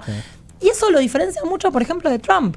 Trump es una persona que dice cosas como yo confío más en mis entrañas, él dice my gut, confío más en mis entrañas que en el cerebro de cualquier otra persona. Claro, Milei es un experto de crecimiento con y sin dinero. Sí, es una cosa maravillosa. Se presenta en esos términos. Bueno, algo que nosotros terminamos hipotetizando a partir de todo el análisis que hicimos de sus discursos, de los libros, de los posteos y demás, es que hace como una extrapolación muy curiosa. Curiosa es una palabra muy generosa. Sí. Que es decir, yo soy experto en economía. Como soy experto en economía, soy experto en matemática. Como soy experto en matemáticas, soy experto en modelos matemáticos. Como soy experto en modelos matemáticos, todo aquello que use un modelo matemático cae bajo mi área de experticia. Entonces, yo puedo hablar de la pandemia y decirle a los epidemiólogos que hicieron mal su trabajo porque yo soy experto en modelos matemáticos que son los que se aplicaron para ver cómo circulaba el virus. Yo puedo hablar de cambio climático porque soy experto en modelos matemáticos y me doy cuenta, mentira, de que se están falseando datos, que están saturando variables, no importa, pero el mundo ahí no está despreciando a la ciencia. El problema es ¿a qué llama ciencia? Claro. ¿No? La ciencia se convierte en un significante vacío, en algo en lo que podemos meter diferentes cosas, depende de quién hable. Y en una pelea por quién habla en nombre de la ciencia. Milei quiere hablar en nombre de la ciencia. Y eso es un problema, discursivamente, eso es un problema y hay que poder contrarrestarlo. Claro, y esto lo mencionamos específicamente porque hay muchos discursos que se plantean responderle a Milei diciendo, no, bueno, lo que tenemos que salir a decirle a la opinión pública es que la ciencia es muy importante. Mira, el discurso de Milei nunca te cuestiona que la ciencia es muy importante. La discusión es qué es lo que está colocando debajo de ese paraguas, ¿no? O sea, en todo caso lo que tenemos tenemos que discutir es la importancia de la financiación pública de la ciencia, que no existe ciencia básica, ¿no? Ciencia sin ninguna rentabilidad predecible de acá a X cantidad de años, sin toda esta serie de instituciones públicas que Milei está desarticulando, que no vas a tener investigaciones para enfermedades de pobres, de países pobres como el Chagas, si no tenés ciencia pública, etcétera, etcétera. Pero es una discusión que tiene que referirse mucho más al nudo de su fundamentalismo de mercado que a la discusión más abstracta de si asocia o no el significante ciencia con algo que debe ser valorado. Bien. Algunos ya emergieron, ¿no? Mencionaron los antivacunas, mencionaron los terraplanistas, mencionaron el cambio climático. ¿Ustedes cuáles son los focos o las congregaciones anticientíficas que más les preocupan? Nosotros estudiamos, empezamos con los antivacunas en el 2021, justamente por la pandemia. Nos habían invitado a dar una charla en un congreso de la Red de Popularización de la Ciencia de América Latina y el Caribe. Hablamos sobre antivacunas, ahí empezamos a estudiar Médicos por la Verdad y todos sus posteos y demás. Después estudiamos negacionistas del cambio climático, terraplanistas, en menor medida, pero terraplanistas. Después nos volcamos hacia los vínculos entre las nuevas derechas y los discursos anticientíficos. Y también pasamos, esto ya no es anticiencia ni pseudociencia, es una discusión un poquito más, como más fina, más de detalle, por la astrología. Y eso también nos dedicamos a analizar y a tratar de desarrollar intervenciones para chicos y chicas, sobre todo de secundario, de nivel medio, para tratar de que no caigan en la estafa astrológica. Y en realidad estamos por ahí. Después hicimos ahí como una breve incursión en dinonegacionistas. Hay un grupo de personas que niegan la existencia de los dinosaurios. Bueno, me interesa muchísimo. Pero hay un núcleo que tiene que ver también con no sé si se meten con el mundo de la homeopatía. Bueno, no nos metimos todavía, pero la acupuntura, porque son lugares que están en líneas bastante vidriosas. La homeopatía sin duda es una pseudociencia porque se quiere hacer pasar por ciencia, contradice siglos de teoría química, o sea, es absolutamente incompatible con la teoría química. Es algo lo que todavía no profundizamos, lo tocamos así como muy, muy de costado. En el 2022, pero todavía no profundizamos, es algo que tenemos ahí pendiente. Es un colectivo salvaje también. Es un colectivo salvaje. Sí, pero nosotros nos comemos las puteadas, no tenemos mucho problema con eso. No, el problema que tenemos, en todo caso, es que me puteen por las razones correctas. Digo, que me puteen justamente por haberlos desenmascarado y demás. Pero lo que no queremos hacer es caer, como muchas veces se hace desde la epistemología, desde la didáctica de las ciencias, en un discurso de, bueno, son todos lo mismo, ¿no? O sea, existen muchas tentaciones hacia decir todos los discursos anticientíficos funcionan más o menos según el mismo molde, y la verdad es que vos te pones realmente a profundizar en astrología y definitivamente no funciona del mismo modo que homeopatía no funciona del mismo modo que acupuntura. Digo, son un montón de cosas muy oscuras que hay que desarticularlas a todas ellas por el bien de la ilustración y de nuestra salud mental, pero realmente es mucho laburo hacer eso en serio. Digo, ¿no? Estudiar a Milei significa 150 horas de videos. Estudiar a Médico por la Verdad son 3 años de posteos, que son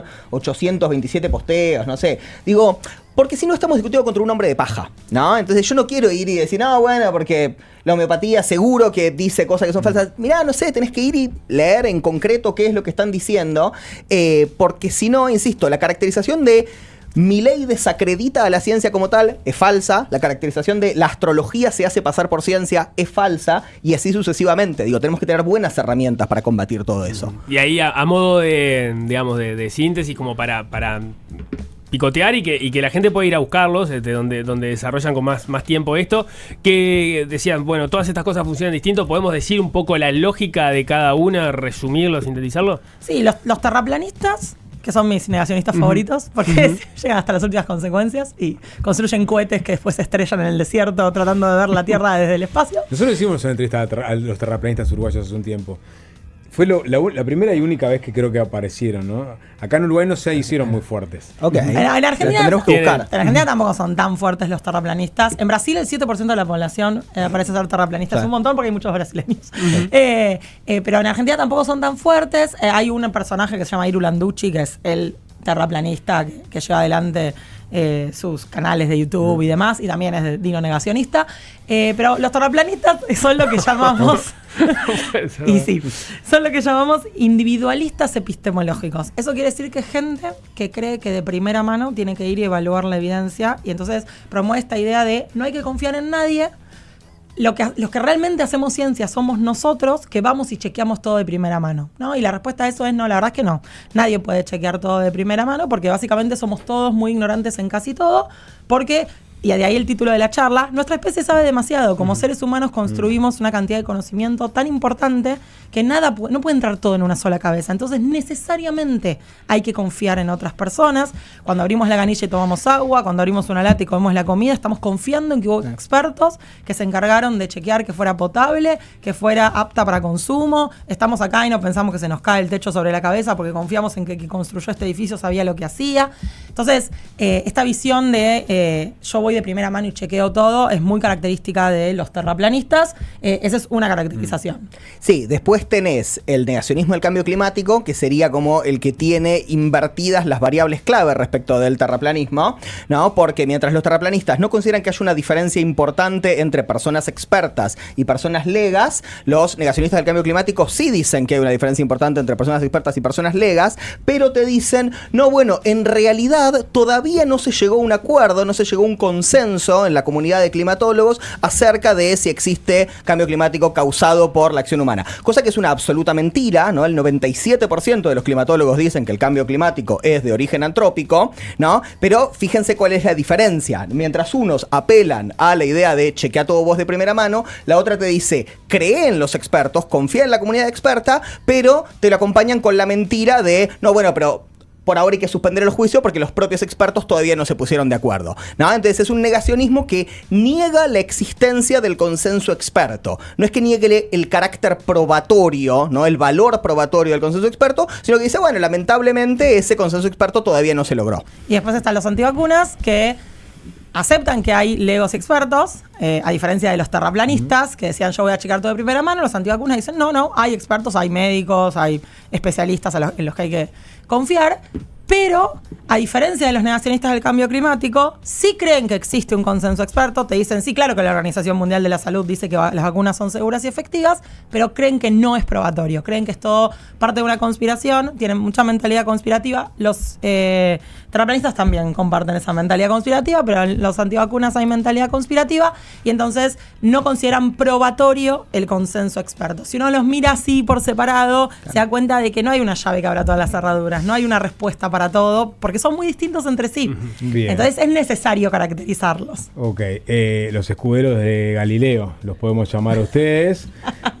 También son divulgadores y tienen, digamos, por su parte cada uno material de divulgación, libros editados.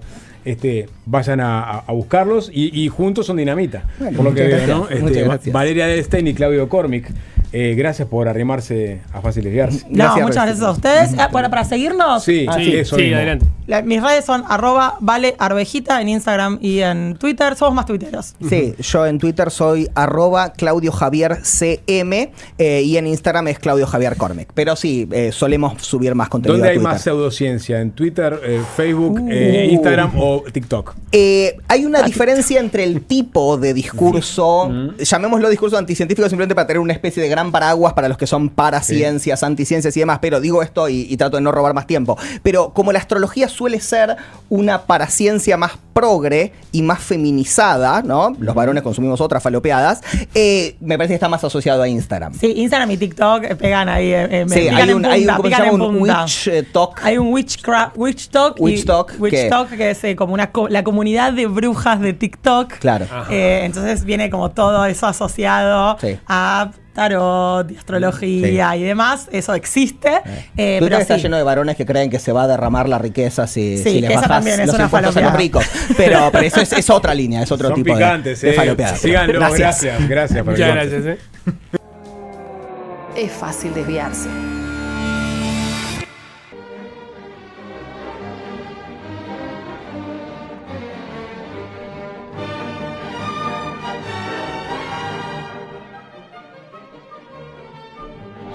Buenas tardes, Fernando Medina. Buenas tardes, Apónico, ¿cómo les va? ¿Qué hace, Fernando? El director creativo de este programa, Jorge Valmeli, me encargó un manual. ¿Cómo leer un libro? Ajá. Antes de pasar a la descripción de los procedimientos, que es propia de un manual, de todos modos, primero me parece importante un pequeño glosario de términos. Libro. Ajá. Comúnmente un volumen de papel encuadernado. Sí. Podríamos ampliarlo, pero... ¿Cuánto volumen, por ejemplo? Claro. En algún momento se usó la palabra libro para referirse a otro tipo de volumen que no presenta esta forma prismática que reconocemos ahora. Edición, acá ya se empieza a poner un poco... ¿Cuál es el origen etimológico del libro? No lo sé, vos sabés. No lo debo haber sabido y me lo debo haber olvidado. Lo voy a buscar y para el final de la columna nos adentramos en ese mundo. Toda palabra es una metáfora muerta, así que debe significar algo relacionado al material con el que... Sí. Libra, no, por la libra, por ese lado. No me está sonando. Cierro paréntesis. Libro. No. Será tema de otra columna, Sapo. Sí. No me lo acuerdo. No, sé lo que significan ahora las palabras, Sapo. No lo digas, Alvin, no lo digas. No, sí, que lo diga, que Tengo lo diga. un dato rápido de la IA de Google. Bueno. Es agarrado con pinzas. A eso vamos, ¿no? Así leemos ahora, dale. Proviene del latín liber, que se refería a la parte interior de la corteza de los árboles. Ahí va. Mirá. Materiales. Está bien, sí. Como que esta sí la tengo más fresca porque la leí hace menos. Como gobernar era originalmente timonear un barco. Y después se murió la metáfora y quedó lo que decimos ahora. Edición, acá se pone un poco más confuso. La producción particular en una cierta tirada de un cierto título por parte de una cierta editorial. Esa es la edición. En cambio, ejemplar, se suelen mezclar estas dos palabras. Cada uno de los volúmenes individuales, físicos, de esa tirada, de esa edición. Eso es un ejemplar. Después, las partes del libro. Esta, la que estoy extrayendo en este momento. ¿Cómo le llamás?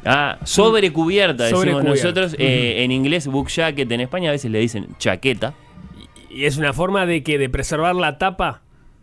Bueno, con perdón de la expresión, es el forro del libro. Sí. Pero es igual a la tapa. O sea, es como que lo podés gastar. En los libros que están hechos a la manera clásica, sí, exacto. Cubre la tapa. Y la tapa es igual a la sobrecubierta. Sí me parecieron al pelo. No siempre. Bueno, está bien, Sapo. Sos libre de opinar. Y molestos. Sí, las sobrecubiertas. Se molesta. Porque se te salen, ¿no? Sí. Profundamente molestos. Pero ¿quién no tiene en su casa un libro sin la sobrecubierta que no dice nada en la tapa? Exacto, ¿no? También hay eso. Sí. No, está bien, eso está bien, pero siempre me llamó la atención porque vos entiendo que la sobrecubierta te protege no erosionar la tapa. Pero en definitiva, si vos lo tenés con la sobrecubierta, lo que vas a tener es erosionada la tapa, porque la sobrecubierta termina siendo la cubierta, en definitiva. Es un elemento más de diseño, quizá no esencial, podríamos estar de acuerdo, a la hechura del libro. Bueno, por supuesto, si esta es la sobrecubierta, esta es la tapa o cubierta, no portada. Y ahí hay otra palabra que se suele mezclar, a veces le dicen portada esta no es la portada del libro. Antes está la guarda, que es el papel que está pegado a la tapa y lo une. Es decir, el cuerpo de papel está unido a la tapa del libro, por lo que se llama la guarda. Y después llegamos a la portadilla, en la que solo está el título. Perdón, estoy mostrando muy mal. A quienes nos están siguiendo vía YouTube. La portadilla, en la que solo está, por supuesto, no está numerada. Bueno. Y la portada, en la que sí ya están también el nombre del autor, el dato editorial. Bueno, eso es muy formal. Podríamos ahondar... hablar del colofón, de todos los paratextos que tiene un libro. El de la contratapa es uno muy notorio. Podríamos hablar, bueno, no sé, de la página legal, que también es, por supuesto, obligatoria. Bueno, del lomo, no sé, de un montón de otras partes que tiene el libro. Pero avanzando, no son lo mismo, no deben confundirse un libro de y un libro sobre. ¿Eso lo tienen claro o les parece que se pueden llegar a confundir entre de y sobre? Un libro de cocina, un libro sobre la Segunda Guerra. Sobre todo cuando se trata de un nombre propio. Un libro de Nicolás Batalla, un libro sobre Nicolás Batalla, cuyo tema es Nicolás Batalla. Suelen confundirse. Y del mismo modo suelen confundirse biografía de con biografía sobre. Se dice biografía de. Lo correcto es biografía de, no biografía sobre. En ese caso, el de te confunde. Porque ahí sí podría ser la persona, pero en realidad la persona es el tema. Bueno, es de uso. Es cierto que podría ser una biografía de en el sentido de que es de su autoría. pero en realidad nos referimos más comúnmente al biografiado, cuando decimos biografía de. A menos que sea una autobiografía, en ese caso podría funcionar de las dos formas. Sí, pero la autobiografía tiene digamos, su propio lenguaje. No deberían confundirse en ningún caso. ¿Podríamos avanzar un poco más todavía, Sapo? Este es el test que le hacen a la gente de Alfa y Beta. No existen los libros para niñas de 7 años o médicos de 50. Está muy mal visto. Presentarse en las librerías. Para, volver para atrás. No existen los libros para niños de 7 años. Es una pregunta muy común. Sí, o sea, un libro para niños de 7 años que tengo que regalar. La última vez que regalé un libro hice eso. Un libro para una niña de 11 años. Y me preguntó, ¿qué le gusta? Y ahí me sentí, claro, en realidad por el libro de una persona. O sea, eso es bien del esnovismo del librero. No, está bien, está perfecto. Es que no existe. El mundo editorial no hace libros para niños de 7 años. A veces hace libros en sociedad con la educación primaria para ciertos niveles. Pero, digamos, es una definición más o menos para arbitraria. Niños de 5 años. ¿Y por qué no para niños de 3 que escuchan atentamente la lectura? O niños de 7. 50 sombras de Grey no es un libro para señoras de 57 años. Es un peleador. No, Nico es un peleador. Lo puede leer cualquiera. Rango etario, 50 sombras de 3 a Grey. 7. Sí. Susana Olondo, de 3 a 7. ¿Y por qué trazaste los límites allí? Porque después es mejor no trazar esos límites. La evidencia empírica me lo muestra. Pero yo cuando leía Barco de Vapor, te decía para qué años era. Era un libro para un Porque niño Barco de Vapor, años. lo mismo que Lo que leo y otras tantas colecciones que conocemos mucho, publican, para público en general sí, pero para educación primaria muy especialmente, como que le venden toneladas de ejemplares a la educación primaria, a la pública, la privada, y por supuesto ayudan en ese esquematismo de decir, estos son para los de primero, estos son para los de segundo, poniendo las edades, además porque también el público busca esas etiquetas. La realidad es que no tienen un sentido profundo. Bueno, Sapo, no te rías. Por último, y paso al manual, está muy mal visto en las librerías poner el smartphone en las jetas del librero y preguntar, ¿tenés este? Está mal visto. Viene a hacer una queja sobre sus clientes. Estoy cumpliendo con un encargo de Jorge Balmeni. Primero, era sobre otra cosa. Antes, columna, ¿cómo? Esto tiene. No sobre los molestos clientes que van a la librería. Que es una buena columna, igual, ojo. Sí, obvio. Quedémonos acá. Pero nunca se va a meter con ellos. No, ahora no. Un tema corporativo. Les aseguro que no fue así y que sobre todo no va a seguir siendo así. Es como que vos le pegues a los anunciantes. Claro, exacto. Primero, antes de proceder a abrir un libro, pregúntate, dice este manual, ¿qué significa para vos leer un libro? ¿Te basta con abrir el volumen y inclinar un poco la cabeza y dejar que se encienda la lucecita de la interfaz entre los ojos y las palabras para terminar diciendo, ¿ese libro ya lo leí? Pregúntate, si tu respuesta es que sí, es que te basta con estar un rato ahí más o menos conectado con lo que está dicho en el libro y después decir, ese ya lo leí, dame otro, perfecto. Capaz que podría significar un poco más que eso, leer un libro. Quedarte pensando, no olvidarte de ciertas cosas que están dichas en ese libro, en fin. Pero el ejemplo que pusiste primero implica el ejercicio mecánico de leer desde la primera página hasta la última, o implica lo leí, entendí por dónde iba, pero no lo terminé de leer. Todavía no nos metimos con cuánto de un libro vamos a leer o hay que leer, si es que hay alguna clase de prescripción en ese sentido, es otro de los puntos, el último, Nico, ya te lo adelanto, de este manual. Segundo, antes de proceder a la lectura de un libro, pregúntate cómo lees. La humanidad ya no lee en voz alta, sabemos esto, ¿no, Sapu? En general nadie lee en voz alta, ya no lee tampoco la humanidad obedeciendo un orden superior. Salvo los libros para niños de 3 y 4 años que se los lees en voz alta. La lectura compartida, por supuesto. Dormir, sí, ¿no? sí. Ahí leemos en voz alta, es verdad. Pero pregúntate cómo lees vos cuando estás solo contigo mismo, Sapo. Ya no leemos de forma intensiva, que es propio de la antigüedad, eso es decir, leer mucho, pocos libros. Había pocos libros y se los leía mucho. Creo que ya tampoco leemos, por lo menos no como hace 50 años de forma extensiva, muchos libros. Creo que ya entramos en otra era, ¿no? Se habla de lectura transmedia, leemos lo escrito, pero también lo visual, lo sonoro, entonces la interrupción es una especie de nueva intertextualidad. Retirás la mirada del libro, le prestás atención a tu teléfono, capaz que tenés los auriculares puestos, todo es la novela, todo es lo que estás en ese momento asimilando o dejando que se te borre a los 10 segundos. La pregunta es cómo deberíamos leer en el siglo XXI. Para escuchar una buena respuesta tenemos que esperar a la apertura de la Biblioteca del Futuro. No la tenemos todavía la respuesta. No. ¿Vas a venir con ese tema? El consultor de ese proyecto, Biblioteca del Futuro, para la OPP, que es Gabriel Calderón, el consultor de ese proyecto para la OPP, o como ha preferido llamarlo Valentín Trujillo, no sé si lo escucharon, el interventor de la Biblioteca Nacional. Hay una polémica planteada allí. Pero él no venía del futuro, una campaña política, ¿se acuerdan? Gabriel Calderón. Sí, claro. ¿No? El futuro es un concepto que claramente lo atrae. ¿Se acuerdan? Sí. ¿De qué? ¿Era de la IR o algún grupo? Sí, era por ahí. Bueno, prometió visitar este espacio después de volver de su viaje. Se acaba de ir de viaje, lo que seguramente estuvo conectado con la fecha del anuncio. Que hicieron junto con el presidente de la República. Hubo buena nota en cualquier caso de Silvana Tanzi. Hoy en Búsqueda habló Gabriel y habló Rocío Schiappa-Pietra en Búsqueda. Tercero, después de preguntarte cómo lees y qué significa leer un libro para vos, todo eso, identificá lo que te interesa. Y ahí, solo si lo que te llama la atención es esa competencia entre la palabra y la realidad que podemos llamar la literatura, voy a citar a Borges 5 segundos. Pensemos en una cosa amarilla, resplandeciente, cambiante. Esa cosa es a veces en el cielo circular, otras veces tiene la forma de un arco. Alguien, pero no sabremos nunca el nombre de ese alguien, nuestro común antepasado, le dio a esa cosa el nombre de luna, distinto en distintos idiomas y diversamente feliz.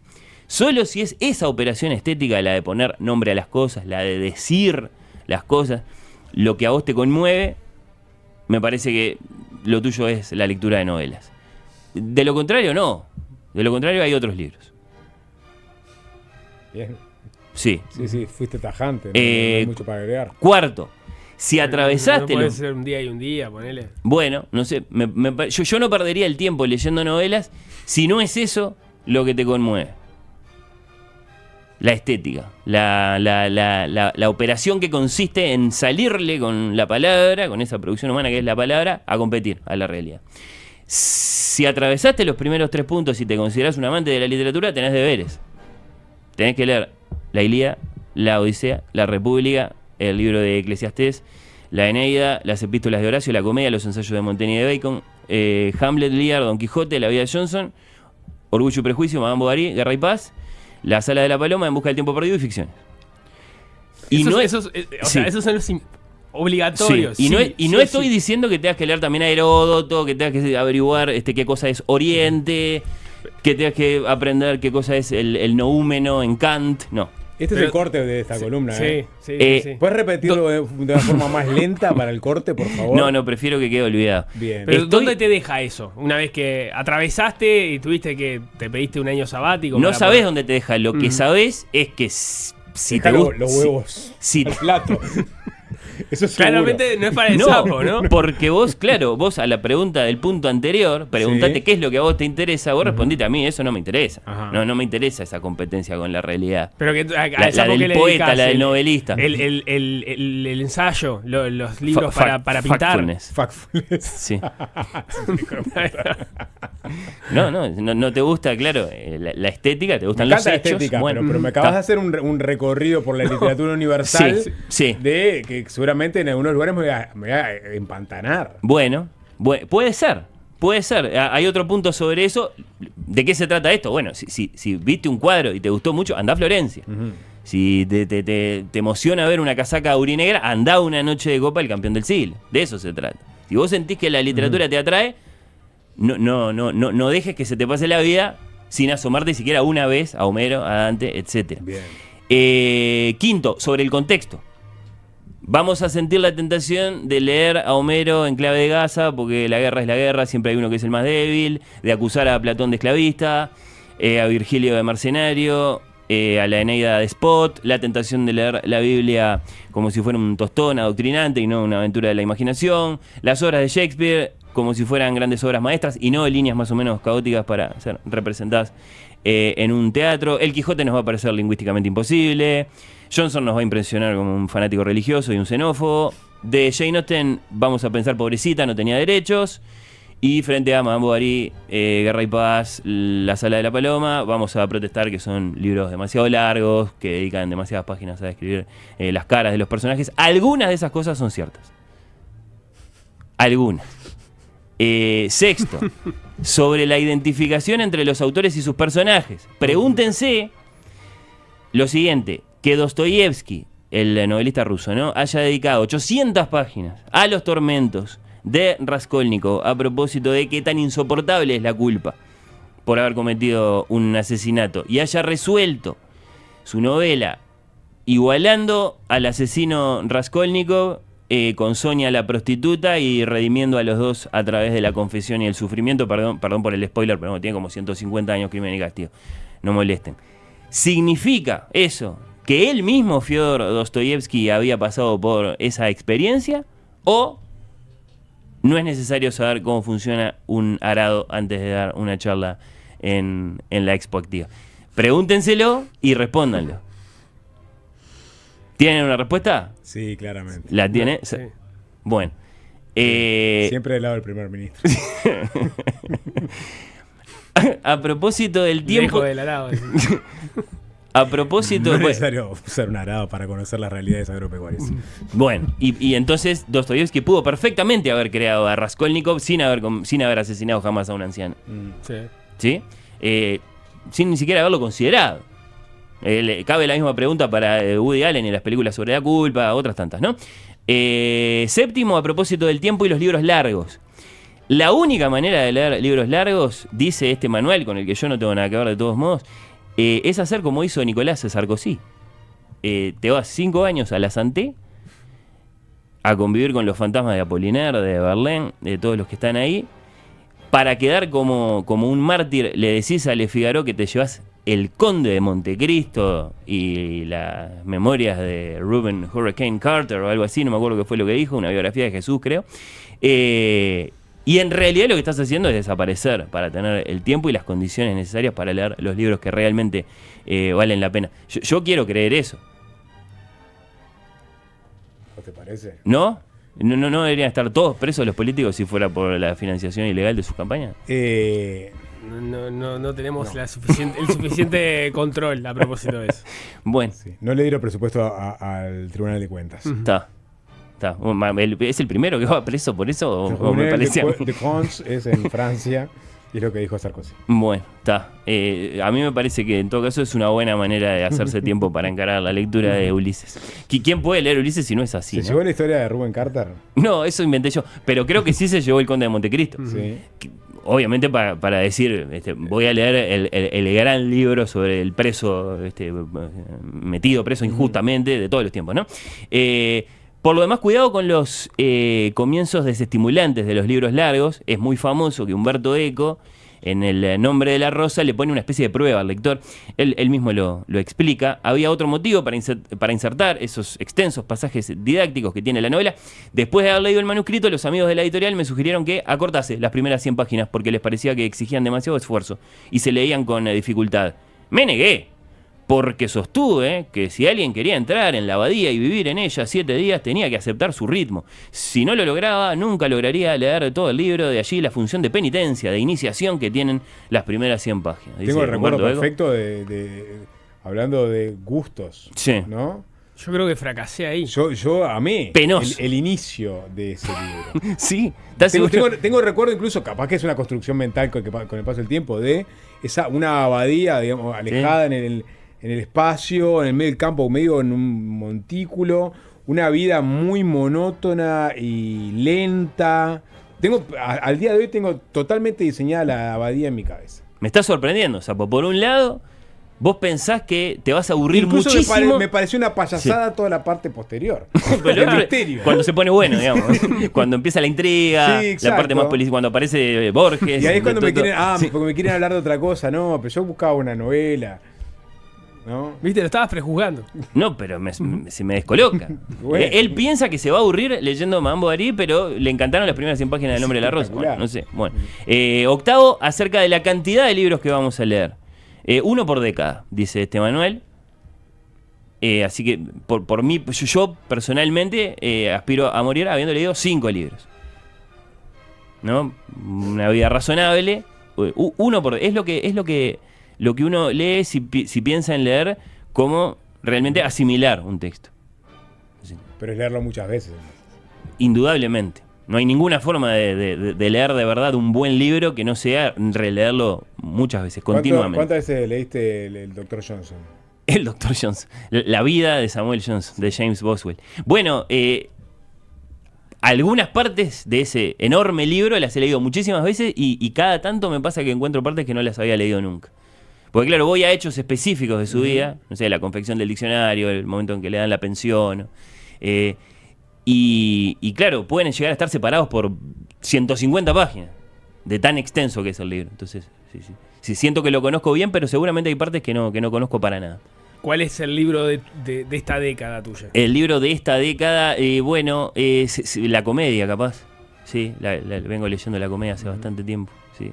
Y también, falta... Creo que es una tanda. Sí, noveno y guardamos el décimo, que es el más importante para después de la tanda. Este es el más corto de todos. Sobre la diferencia esencial entre leer un libro periodístico o histórico y leer un libro de ficción, no hay ninguno. No hay ninguno. Eso dice el manual. Puedes hacer la pausa, Saf. Y me vas a explicar después. No, ya está. De este noveno ítem. La explicación es muy simple. Uno sale haciendo buena ciencia, como los invitados, a buscar esa diferencia esencial entre el libro que se deja llevar por la imaginación y el otro que va a buscar los hechos. Y resulta que mientras la imaginación avanza, imparable, sobre la verdad, el otro se empieza a tropezar. La memoria es falible, los testigos mienten, los documentos se entreveran y se confunden. En ambos hay ficción, en definitiva. Y el periodista siempre termina sintiendo la tentación de... Entonces, diferencia esencial, no hay ninguna. Ya venimos. Fácil desviarse.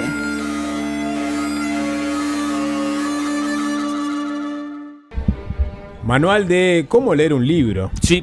Así nomás. Ya pasaron los 9 primeros puntos. Dentro de un rato supongo lo van a poder escuchar en la página del Sol, como siempre. El 10º, quizá el más importante, acerca de terminar o no los libros. Puedo decir que soy un gran comenzador de libros, no mucho más que eso. Hay algunos que sí los he leído completos, sobre todo para entender también alguna vez, aunque sea, en qué consiste la experiencia de terminarlos. Dice Enzo Orinsich en su libro, acerca del cual conversó con ustedes, antes de acometer la redacción de su propio libro. Lo dice en su propio libro. Conozcamos otras historias. Sapo, Nico. Porque no se trata de si está bien o mal, se trata de que sucede. La gente no termina los libros. Sí. No, cada vez menos, me parece.